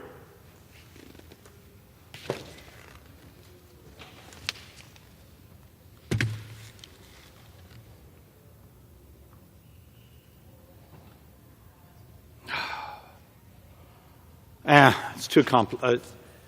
I think I've brutalized this enough. So let's actually go to one more time the chart that gets me the most complaints, it upsets the most people, and yet happens to be absolutely truthful.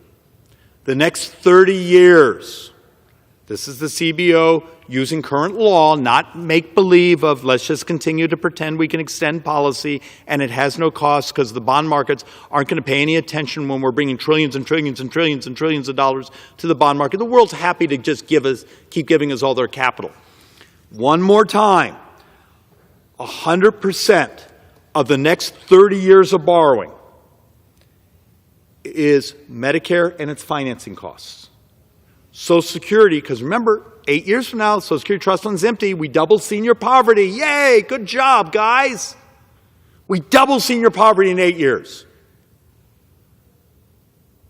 Because the average recipient is getting something like a 20% cut. How many people speechifying around here have been talking about how to stabilize Social Security? But it's hard.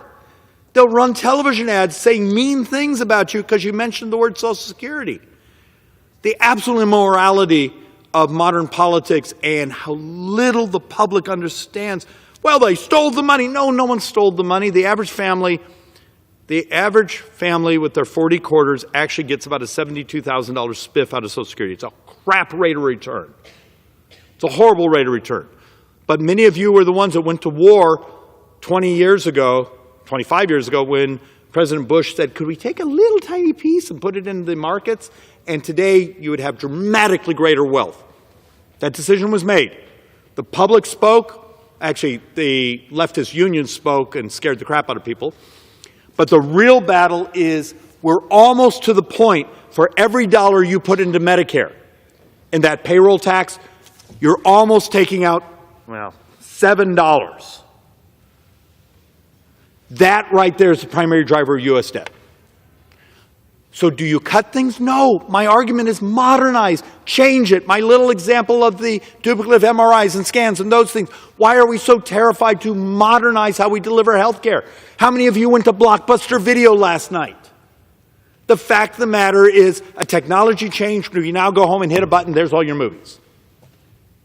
Oh, well, that made my life more convenient. You're telling me that the thing you can blow into, the thing you can wear on your body, the technology in this, you couldn't also use it to keep yourself healthy. When obesity is the single biggest expenditure in this government. Think about that. We modeled last year that obesity will add another $9 trillion of additional spending.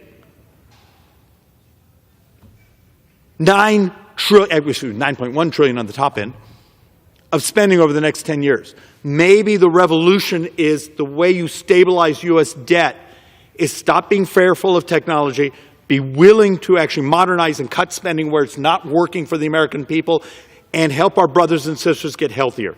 And that means taking on farm bills, nutrition policy, how we deliver health care. Maybe things like Medicare Advantage and these things should be rewarded for making their populations healthier instead of running around scoring them as sicker. There are solutions here. We've known this chart for decades, that this is coming. Why the hell can't this place have an honest conversation? Oh, David, that's hard. The president stood there just a couple days ago, gave us a list of things he wanted to help the middle class. He also asked us to find a way to balance the budget. I'm not sure I can make that happen, but I think I can get us to 3%, which is what the Treasury Secretary asked for.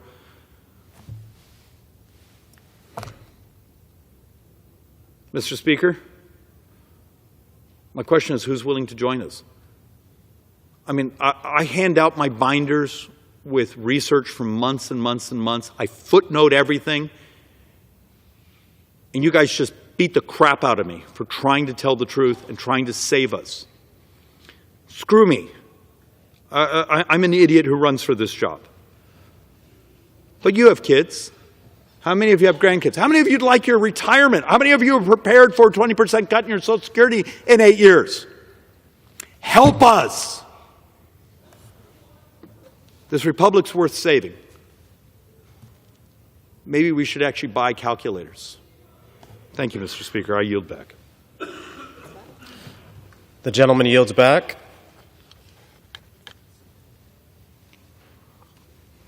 Mr. Speaker, may I make an inquiry on time? Time used. I'm stalling for you. The gentleman had 20 minutes remaining. Thank you, Mr. Speaker.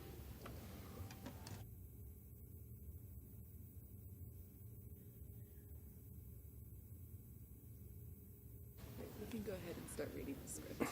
Mr. Green.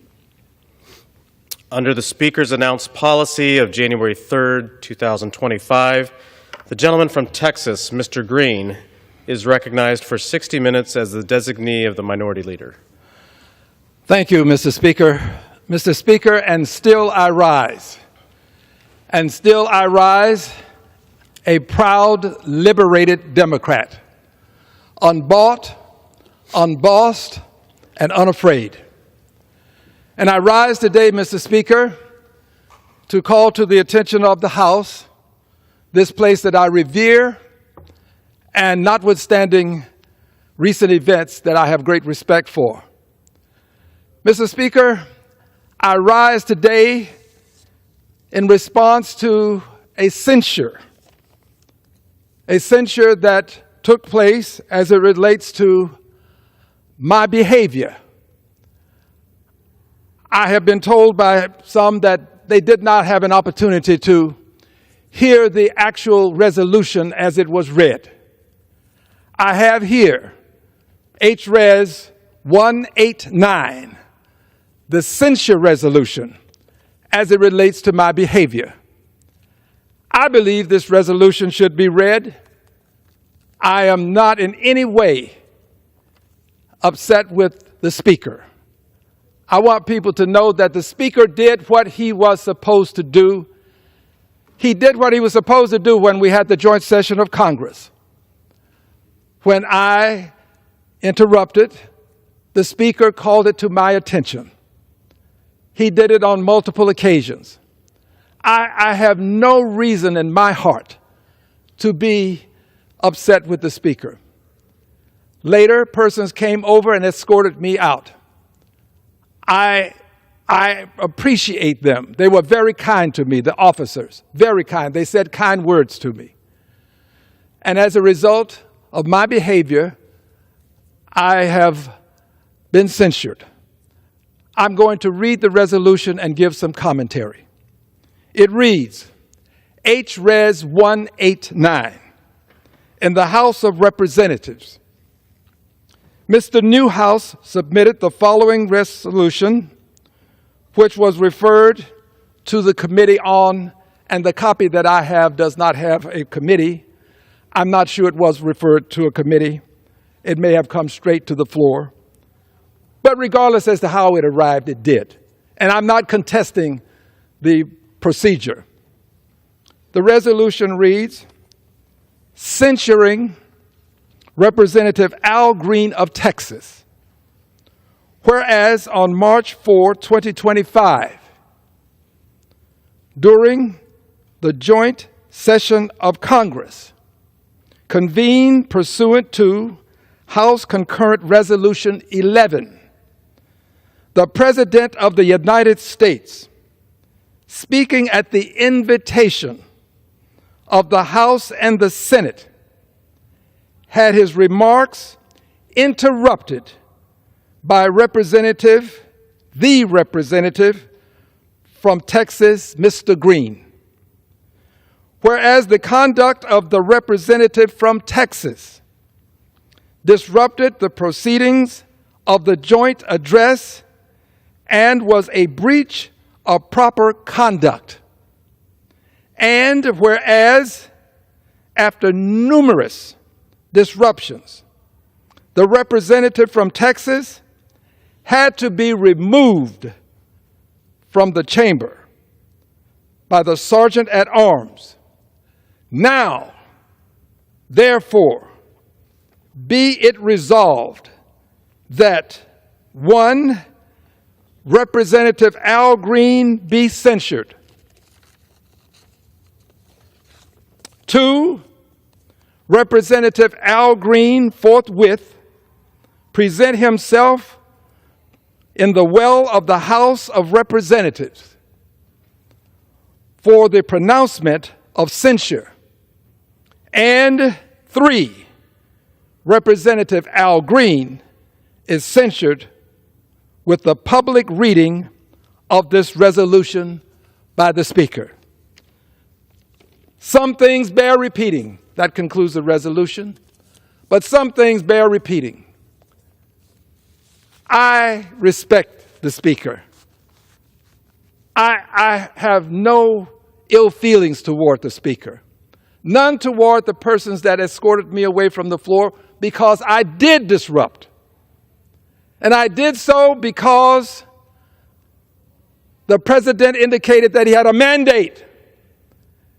And I wanted him to know that he didn't have a mandate to cut Medicaid. I did this because Medicaid is the only insurance many people have in this country. I am blessed.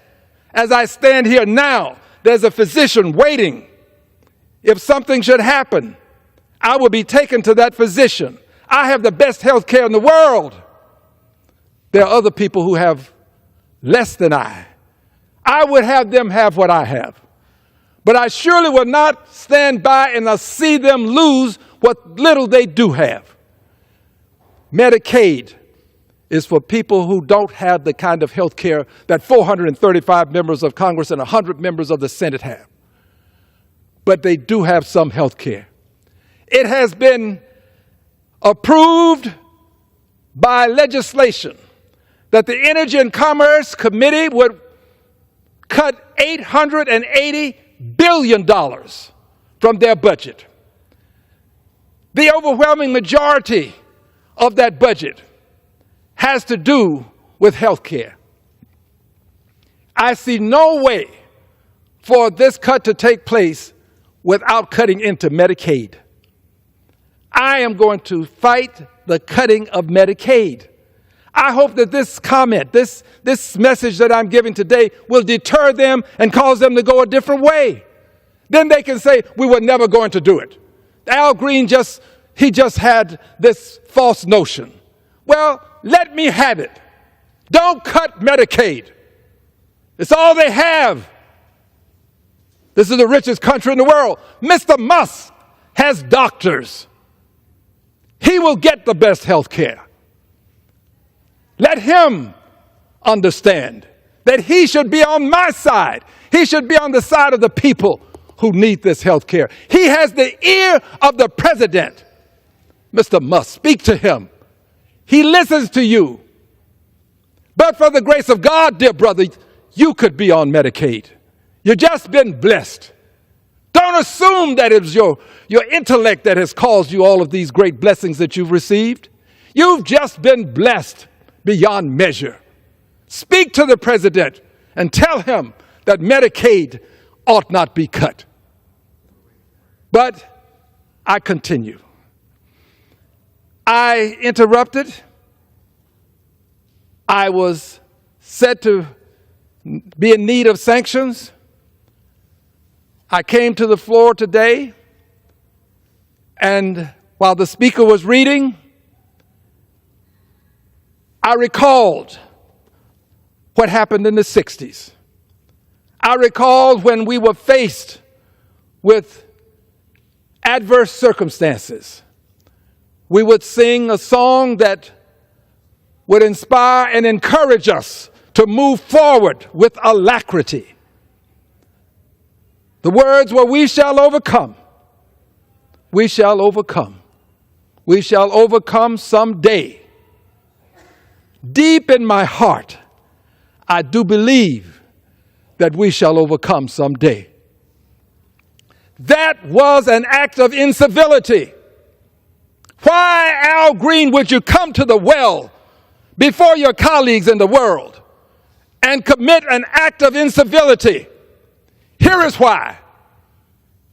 Because when the President of the United States, right there at that podium, addressed the members of Congress, Democrats seated on this side, seated, many of them saying nothing, the President of the United States looked upon them, pointed toward them, and said, I quote, and said, lunatics. The President of the United States, at a joint session of Congress, called members of Congress lunatics. That was an act of incivility. Incivility. There comes a time when you cannot allow the president's incivility to take advantage of our civility. And that's what's happening in this country. His incivility is overwhelming our civility. We cannot allow this. That act of incivility was in direct response to the president's incivility. Mr. President, you, sir, you were wrong when you pointed to the members of Congress and called them lunatics. Democrats, I might add, called them lunatics. The president hasn't been sanctioned. President hasn't been reprimanded. No censure of the president. The president is above the law. Supreme Court has said as much. He can do things that no other can do. Above the law as it relates to certain things, but not as it relate to all things. Not all. He is still subject to the norms of society. The decorum that you expect from me, you have to respect and expect from the president. Why would we allow him to use his incivility and expect me to continue to engage in civility as it relates to his incivility. Mr. President, there are some of us who are going to stand against your incivility. We have reached a point in our history where we have to hearken back to that which got us to this point in our history. I remember the 60s. I remember Dr. King. I remember the movement. I remember what it took to get me in this house. I'm not here because I'm so smart. I'm not here because of brilliance or good looks. I'm here because people made great sacrifices. And it was incivility. It was disruption. But they were prepared to suffer the consequences. We're going to have to resort to the same tactics that we used in the 60s. But we did it for a worthy and noble cause. Calling the people of Congress lunatics was not noble, Mr. President. It was an ignoble act of incivility. But I remember how we marched and how we protested. And I'm prepared to do it again. If you treat me like you treated me in the 60s, I'm going to respond the way I responded in the 60s. It is time for us to use the same level of incivility that was used in the 60s for a noble cause, to save Medicaid, to protect Medicare, to prevent the demise of Social Security. It is time for us to take that stand. Incivility emanating from the highest office in the land cannot be tolerated and has to be negated.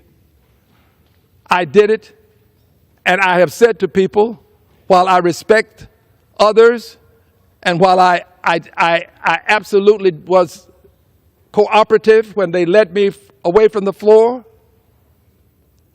but if circumstances permitted, given what I know, I have to be candid.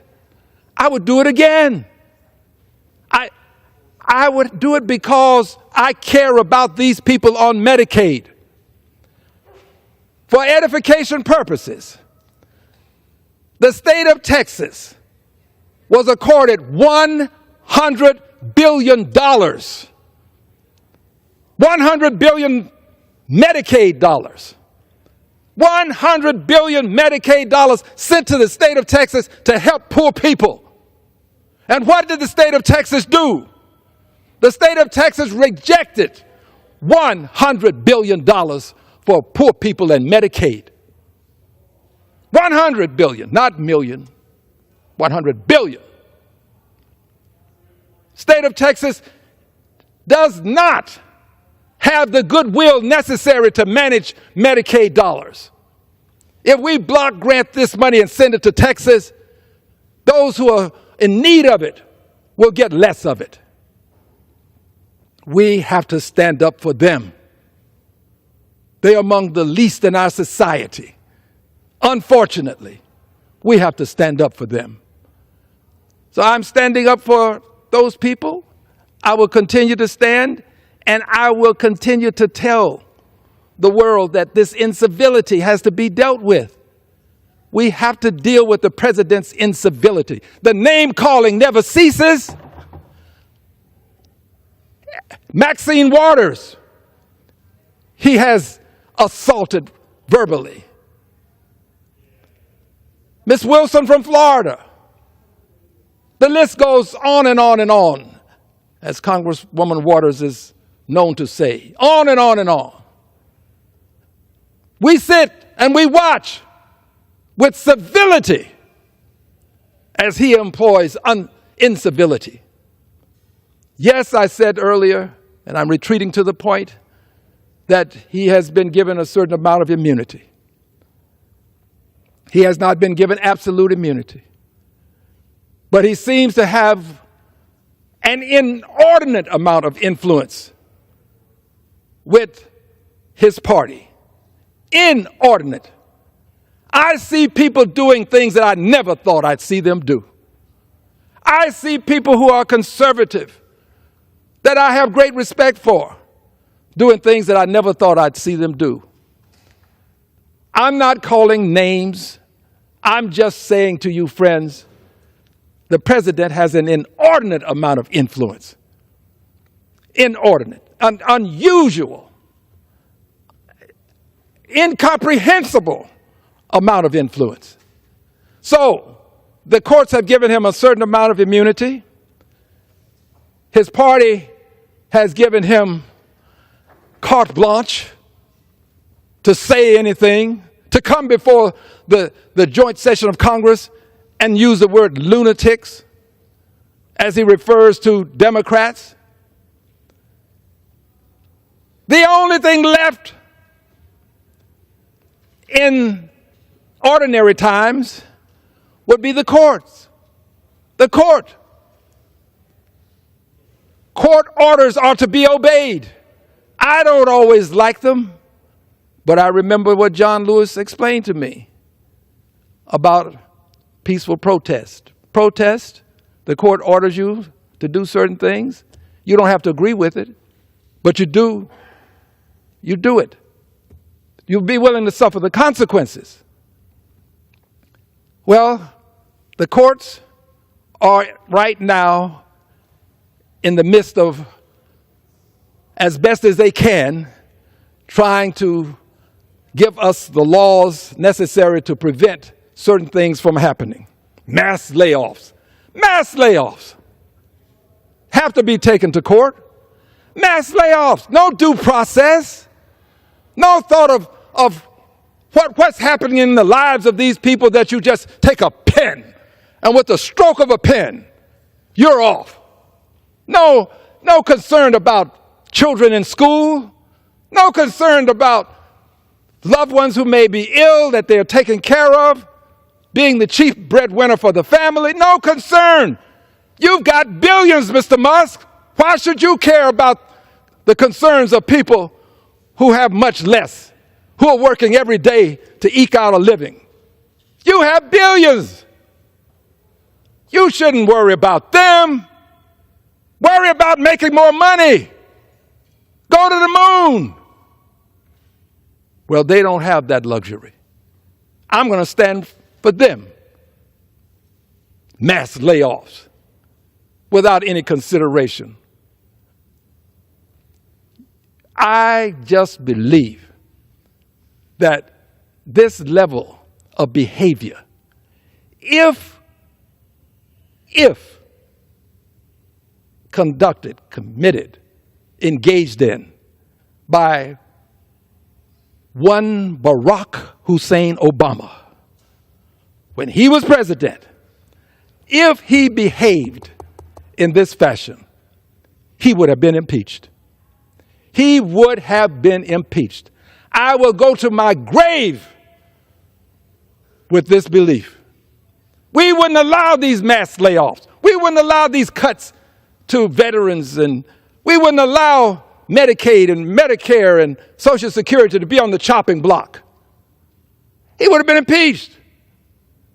And to be very honest, I would have voted for the impeachment, because I don't think that we should allow a president to circumvent what we know to be the requirements associated with the legislative process and with due process, which should be accorded people who are being fired, as it were. So you do these things. The courts are acting, and the courts should act. But there is a point in time, Mr. President, if your incivility allows you to disobey court orders, given that your party has given you carte blanche, given that you believe you have absolute immunity by virtue of what the Supreme Court has accorded you, and you don't have absolute, but I think you believe it. When you cross that line, and you, Mr. President, decide you will no longer honor orders from the judiciary, when you decide that Marbury versus Madison means nothing, when you decide that you are the supreme law of the land, on that day, we will have a dictatorship. And we are close because you are continually inching right up to the line and you're looking over to the other side. And at some point, regrettably, you may cross over. Mr. President, I beg that you not do so. I beg that you would not do so, that you would honor the third branch of government designed to settle disputes among us. Not always in a favorable way to some, obviously, but that's what it's there for. So I beg, Mr. President, that you would not dishonor the judiciary in this country. But here's what I know. I know that you have the ability to say to a judge, you've issued your court order, now let me see you enforce it. That's my Justice Department, not Al Green's, President. That's my Justice Department. The head of my Justice Department has pledged fealty to me, not Al Green, the President. That's my Justice Department. Let me see you get my Justice Department to enforce your order, Mr. Judge. More specifically, Mr. John Roberts, get my Justice Department to enforce your order. Let me see you get my marshals to enforce your order. This president, whether wittingly or unwittingly, has put himself in a position such that the Justice Department has pledged fealty to him. Generals in the military, you don't get these positions now unless you have pledged fealty to him. We ought to be ashamed of ourselves to allow such a thing to happen. Yes, generals in the military, Justice Department, the courts, many of them are bending knees. Genuflex. Somehow you believe that you are showing respect, I suppose, or maybe you're just currying favor.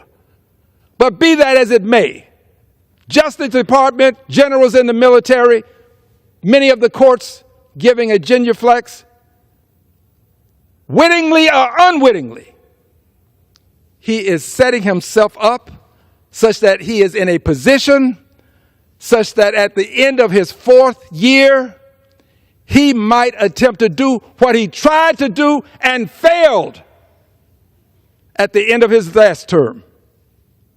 He tried his best to prevent the transition of power. He did all that he could. He encouraged persons to come over to the Capitol. People came and they literally broke into the Capitol. I was here. They came and they marched through the Capitol. And by the way, for doing it, the president has given them the ultimate reward. You, and you. Yes, you too. All of you. You are pardoned. You're given some sort of amnesty. You're okay. This is what the president has done. So wittingly or unwittingly, he is now in a position to make that same effort. Only this time, the Justice Department is with him, not with the Constitution. Generals in the military are with him, not with their oath that they've taken. The president, wittingly or unwittingly, has put himself in a position such that if he chooses to stay on beyond his term of office, if he chooses to do what a member of Congress has suggested that might be done by law, which is to give him a third term. In law, I hold no animus toward the member of Congress who's done this, filed the legislation. No animus to you, dear brother. But what we have done is witness a president who wittingly or unwittingly has put himself in a position such that he will have the power to enforce the inanity of not allowing a peaceful transfer of power. He literally is putting himself in that position, wittingly or unwittingly. He is. And as a result of his doing this, we have to not allow his incivility, his requirement of fealty, to prevent us from taking the necessary actions to protect liberty and justice for all, to protect government of the people, by the people, for the people, to protect what this country has in its great and noble ideals. We have to do what is necessary. I believe that we have to engage in a level of positive, righteous incivility. Positive, righteous incivility. The same kind of incivility that Dr. King engaged in, that John Lewis engaged in. This incivility would only be a counterbalance to the president's incivility. I'm not saying that we get into the name calling and stoop to the level that he does. I'm saying that when there are moments for us to have righteous incivility, we should. So now I'm back to where I started. Stood there in the House, the well of the House, other members with me. I never suggested to anybody that you do a certain thing. We did sing "We Shall Overcome." It was an act of incivility, but I want people to know that it was in direct response to the president's incivility at the joint session of Congress. He has not been reprimanded. He has not been censured. He won't be reprimanded. He won't be censured. However, there is one, as the president uses it in his parlance, one card. There's one card that we have. You told the president of Ukraine, you don't have the cards. Well, Mr. President, we have the cards. There are 435 of us with the cards. And the card, Mr. President, you know well, because on 2 occasions, these cards have been utilized to check you. You don't always get convicted when you're indicted, but you do get indicted. And if you continue with this line of behavior, you may not just simply be indicted. That means impeached. You may be more than impeached. There may be a Senate that has the will to live up to the ideals in the Constitution. And when that Senate does so, you will no longer be president. There are 435 cards. Mr. President, I have one of those cards. I have one of them. You are a Goliath. You are Goliath. You now have control of the Justice Department. You have the generals pledging fealty. You are a Goliath, Mr. President. But there are 435 Davids. 435 Davids. 435 with the power accorded to us by way of the rules of this House to bring articles of impeachment. You may not be impeached the first time, but there's always a second, and there's always a third. And in the end, if you, Mr. President, continue with this behavior, you will be impeached, and I believe that will be the will in the Senate to convict. I'm not threatening anyone. I'm talking about the rules that have been accorded this House, which I happen to be a member of and proud to be a member of, and accorded the Senate. You're a Goliath, but Mr. President, there are Davids among us. Your incivility can no longer be tolerated. It has to be met with righteous indignation and righteous incivility. I yield back the balance of my time.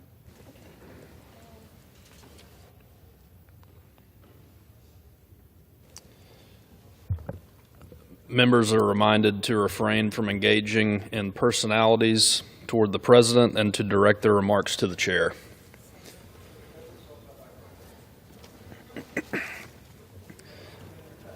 Under the Speaker's announced policy of January 3rd, 2025, the Chair recognizes the gentleman from California, Mr. Kiley, for 30 minutes.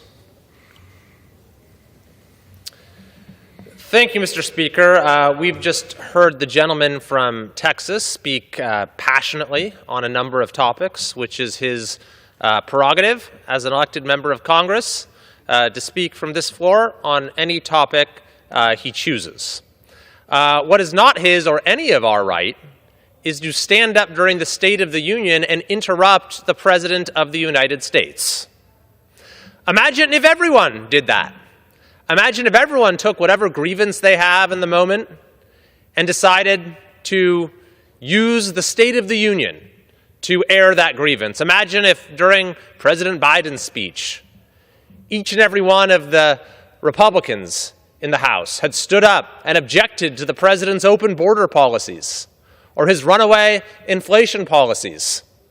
The State of the Union could not be delivered. The institution could not function. What's even more remarkable, though, than the conduct of this one member is the fact that all but 10 of his colleagues on their side of the aisle chose not to censure this eminently censurable conduct.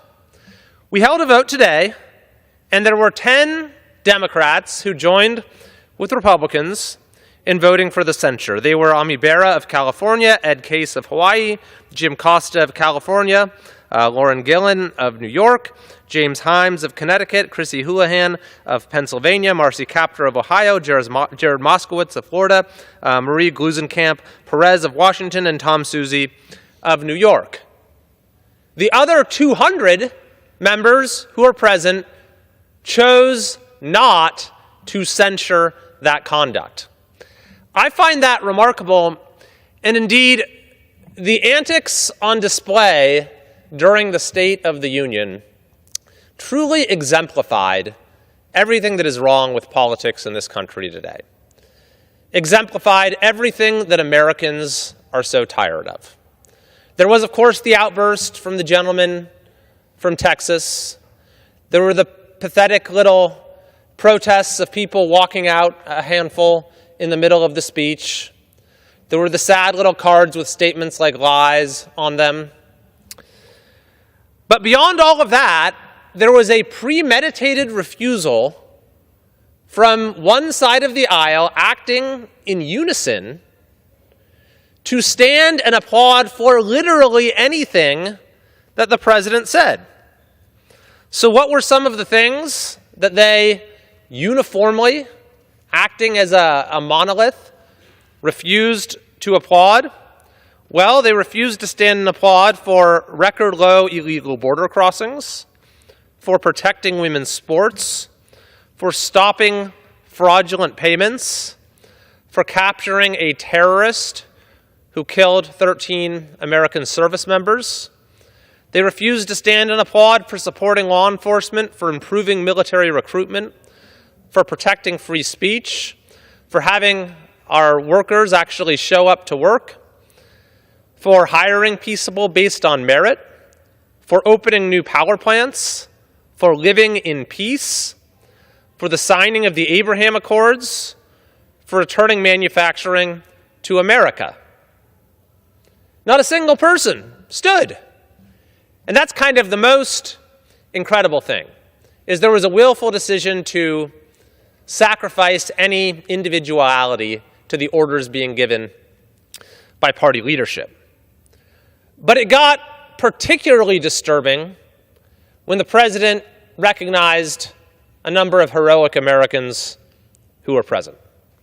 And we had our colleagues refused to stand and applaud for a volunteer firefighter who provided a home to 40 foster children, to the victim of a deep fake who has become an advocate for other victims, to the family of Laken Riley, to the family of Jocelyn Nungare, to a heroic Border Patrol agent, to the widow of an officer who was killed in the line of duty, to a 13-year-old survivor of brain cancer, such an inspiring young man, to a young man admitted to West Point, to a history teacher who has finally been brought home after being a political prisoner in Russia for 14 years, and to the family of Corey Comparatore.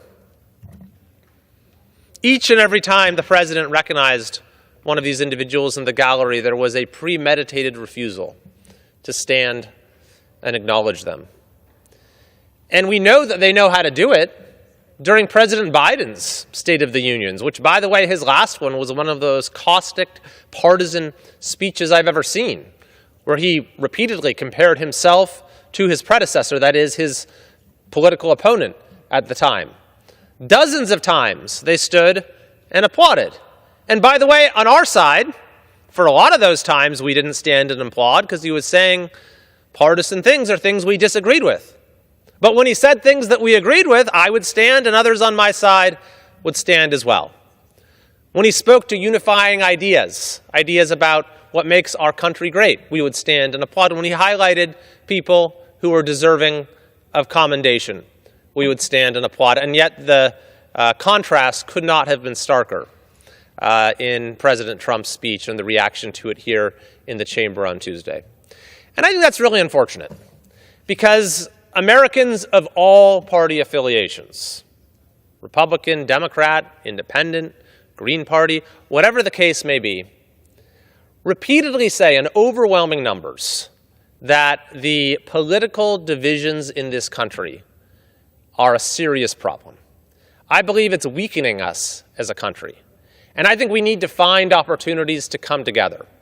We need to be looking for common ground. And the fact that you had one side that came into Tuesday's speech intent on finding no common ground whatsoever is a very unfortunate thing.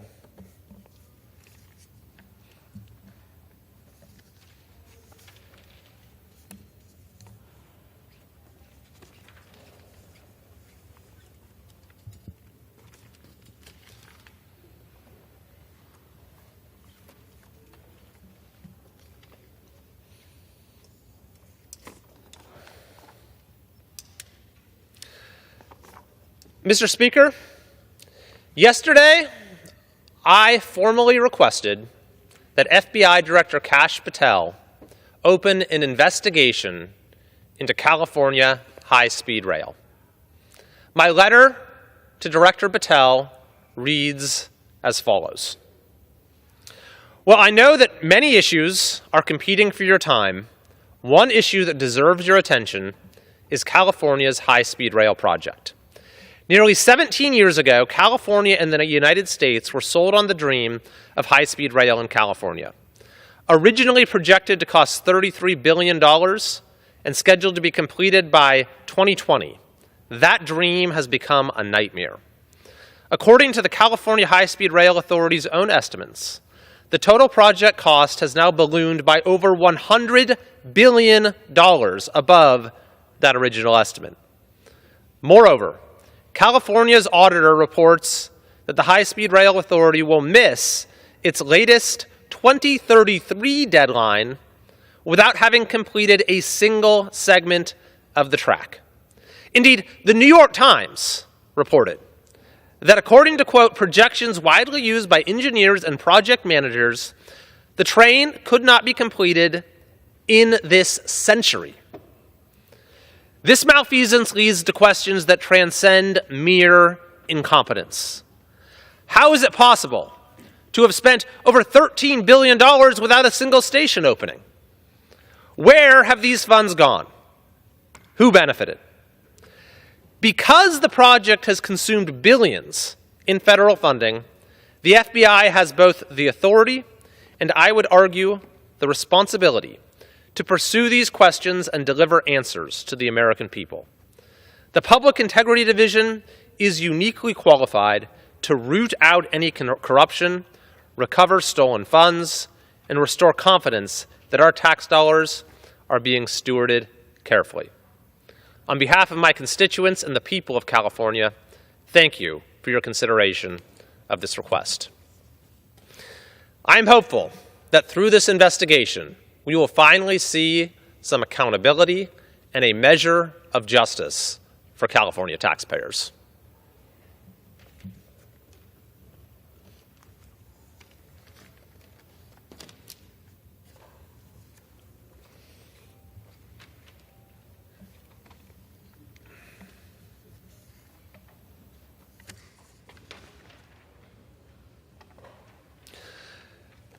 Mr. Speaker, the California Legislative Analyst has just released a new report on the amount of homelessness spending in California. And it reports that since 2019, the state has spent over $36 billion. This is truly astounding when you consider what has actually happened to with homelessness in California during that time. This is during the governorship of Gavin Newsom. We have seen a 24% increase in homelessness. The population is now over 187,000 people, and roughly half of all unsheltered homeless in the United States are in California. So we have continued to spend more and more money, over $36 billion, over this time period, and the homeless population has only continued to grow. What's worse, the legislative analyst has found that the governor's office lost track of most of that money. This was in an audit that was released last year. And in this new report, even since that audit, we are seeing the same problem with the new spending that has been authorized. Indeed, the LAO reports that despite many requirements, as of this writing, no data have been provided to the legislature on how many people living in an encampment have received permanent housing or any other type of housing. The legislature lacks other key outcomes data, such as the number of encampments that have been resolved. So we continue to see the same problems in California. Spending billions of billions, homelessness getting worse, zero accountability. The governor even vetoed last year a bipartisan bill that would have allowed for greater transparency and accountability when it comes to homelessness spending. Mr. Speaker, this is absolutely unacceptable, and it's gotten to the point where I believe we need to find ways to bring new tools of federal oversight and accountability to the out-of-control homelessness situation in California. And we are looking at ways of doing just that.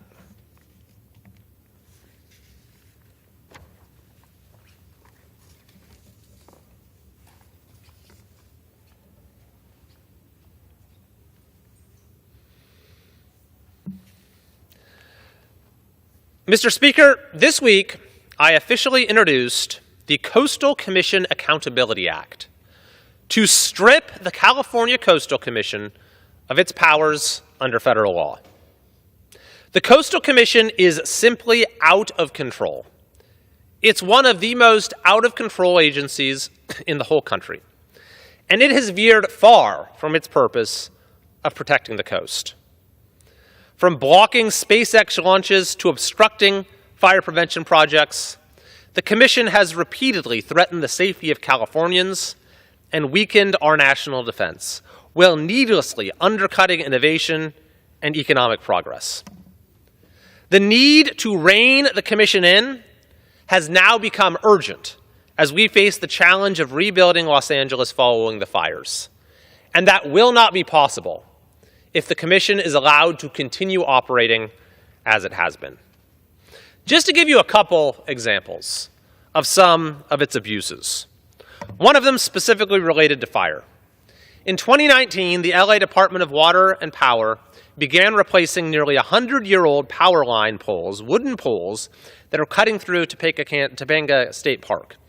The project, though, was halted because there was apparently an endangered plant, the Bronton's Milkovich plant that was in the area.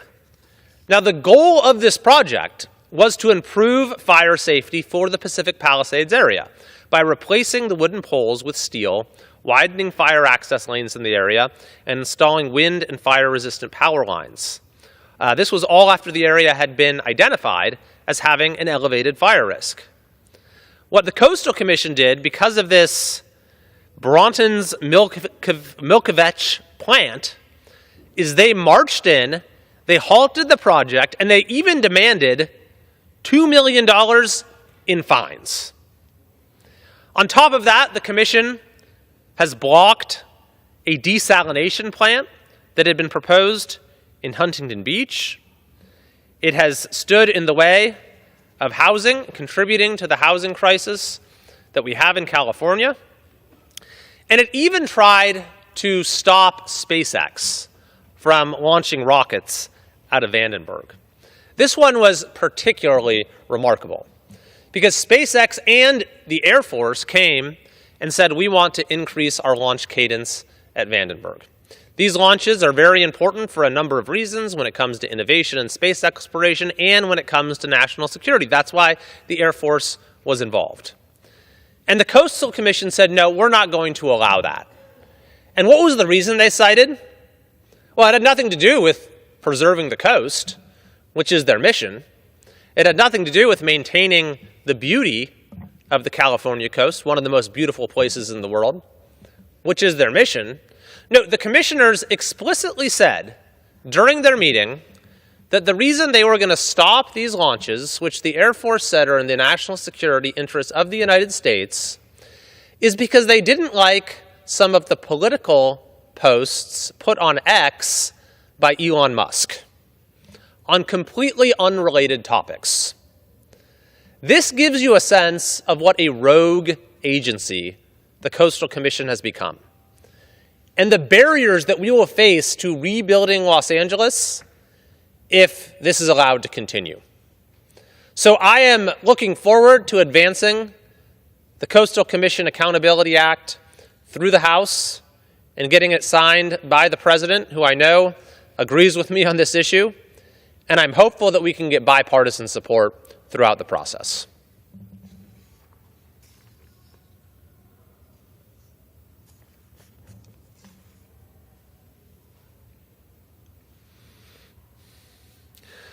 Mr. Speaker, today I am calling on California Governor Gavin Newsom to immediately issue an executive order to protect women and girls' sports in California, and to ask the legislature for legislation codifying in law that men shall never compete in women's sports in California again. Today, the governor, on his newly established podcast called This Is Gavin Newsom, came out with a statement that surprised many on this topic. He said that when it comes to men competing in women's sports, he said, quote, I think it's an issue of fairness. It is an issue of fairness. It's deeply unfair. Those were the governor's words. Now, this was surprising because his policies have been the 180-degree opposite. For example, he has signed legislation that have taken away the right of parents to be notified about decisions that their kids make at school with respect to how they identify. Or on this issue of sports. In 2022, not that long ago, June of 2022, the governor attacked the state of Tennessee for not funding men competing in girls' sports. So at that point, he was not only in favor of it, he thought that a state refusing to actively promote it and fund it was deserving of censure. But okay, the governor's changed his mind. I think that's great. Maybe it has something to do with the fact that polls show that some 90% of Americans support the basic predicate of sanity that men should compete in men's sports and women should compete in women's sports. Now, that message has apparently not been received by the United States Senate, which recently refused to pass the bill we passed in the House, the Protecting Women and Girls Sports Act. But the governor has made his statement. He claims this is his position. It would represent a change of heart, but it means nothing unless he acts on it. If he continues to support policies that do the exact opposite. So, if the governor is serious, I am calling on him today to take executive action to protect women's sports and to get the legislature to take action as well so that we can end this absurdity and unfairness in California once and for all.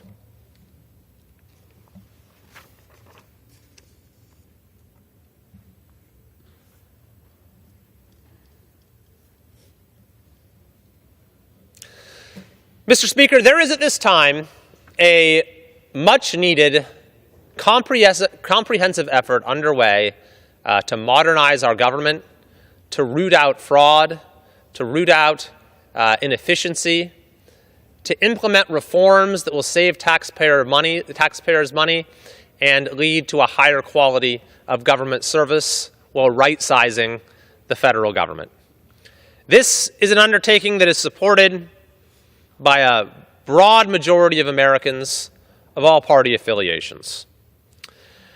I have been very appreciative of the administration's efforts to keep us informed, as well as to solicit feedback from members of Congress as to how things are playing out in our districts, knowing that such a massive undertaking that's being done, in a much-needed aggressive pace, will inevitably, from time to time, produce some effects that need to be looked at more closely. And so one of the ways in which I've provided feedback to the administration is as it concerns the issue of fire protection in my district. Now, of course, we all saw the horror that unfolded in Los Angeles recently. But in recent years, these catastrophic events have become a recurring phenomenon. They've become, sadly, a fact of life for folks in California. And several of the most devastating fires in state history have occurred in my district.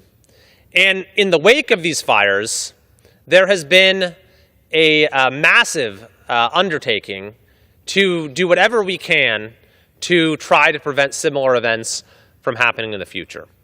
It's been one of my very first priorities since I got to Congress, is to bring unprecedented resources to our district for massive fire mitigation projects that will keep our communities safe.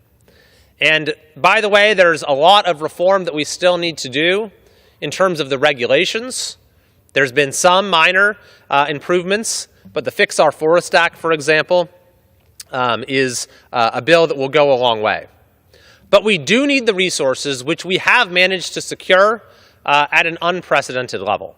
And I have simply tried to emphasize the importance of protecting these efforts, especially given the fact that in parts of my district that have rather extreme weather, there's a pretty short window of time right now to get some of these projects started and to get them completed.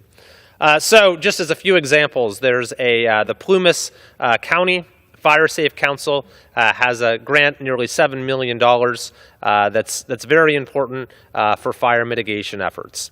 The Nevada County Board of Supervisors has significant grants that have come in for vital wildfire mitigation projects, shaded fuel breaks. evacuation planning, and community wildfire protection planning. The Mono County Board of Supervisors has a public safety and law enforcement grant related to staffing of the forest protection officers and law enforcement officers as well. American Rivers, there's a $16 million grant. It's being funded by the National Fish and Wildlife. There's matching funds as well with a number of regional partners. And the purpose of the project is to restore high-severity burned areas near the South Fork of the American River and Consumnes River to prevent erosion and flooding, as well as to protect water quality and for drinking, irrigation, and hydropower. There's also the Eastern Sierra Climate and Communities Resilience project. This is in Mammoth Lakes, a $6.7 million for implementation funds, as well as a number of other types of funds. And this is a project that, again, is designed to do important fire mitigation work, and there's potentially 1,609 acres that, with a reduction of 77% of total acres, that is now potentially being faced. We have then, as well, some reports of folks with the Forest Service and positions that might be that are in jeopardy, and in the Camino Fire Safe Council, we've also gotten some reports that of activity when it comes to their grants as well. So that's just to emphasize that this is an issue of the highest importance for folks in my district, and that we need to absolutely, and I've been advocating this since I've been in elected office, have much more sensible policies when it comes to forest management, when it comes to the laws and regulations that we have that make it so difficult to do this needed work. We also need to do the work at a scale and the resources to do it at a scale that's much higher than we've done in the past. I've been extremely critical of the governor, for example, of not doing that, of exaggerating the amount of fire protection work done by almost 700%, according to Capitol Public Radio. And we've made good progress in terms of bringing federal resources to get this work done, and I'll continue to advocate for that here in every way that I can. Thank you, Mr. Speaker. I yield back.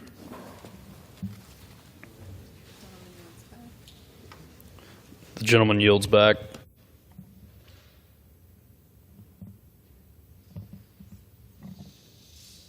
The chair lays before the House a message referred to the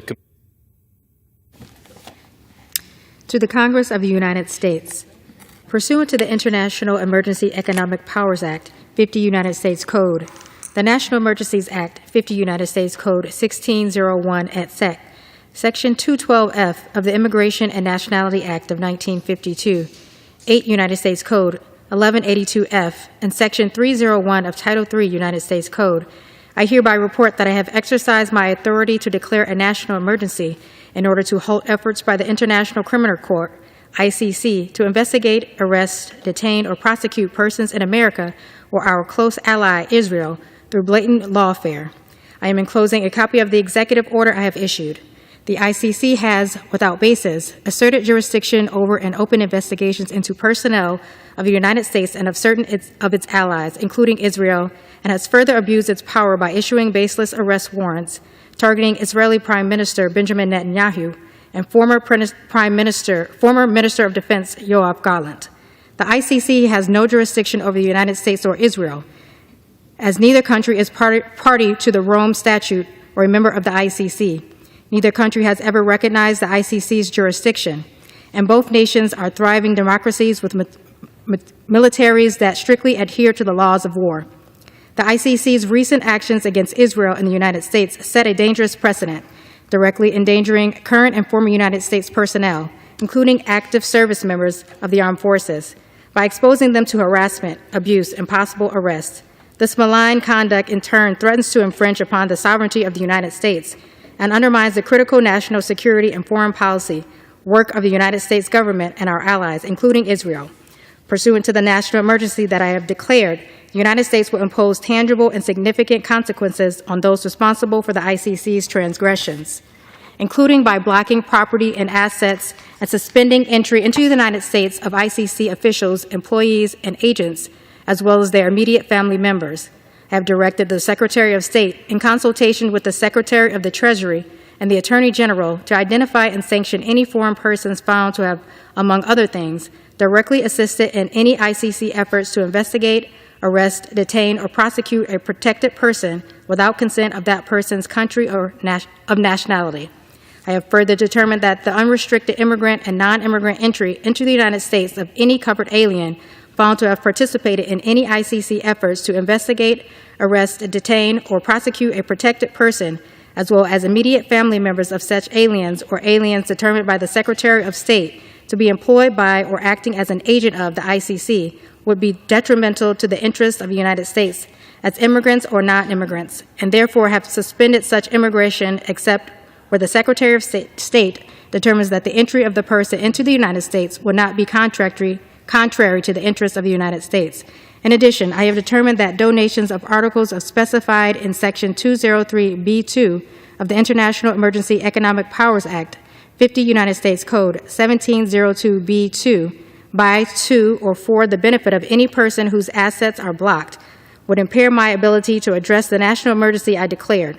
I have therefore prohibited such donations. Signed, Donald J. Trump, The White House, March 5th, 2025. Referred to the Committees on Foreign Affairs and the Judiciary and ordered printed. The Chair lays before the House a message.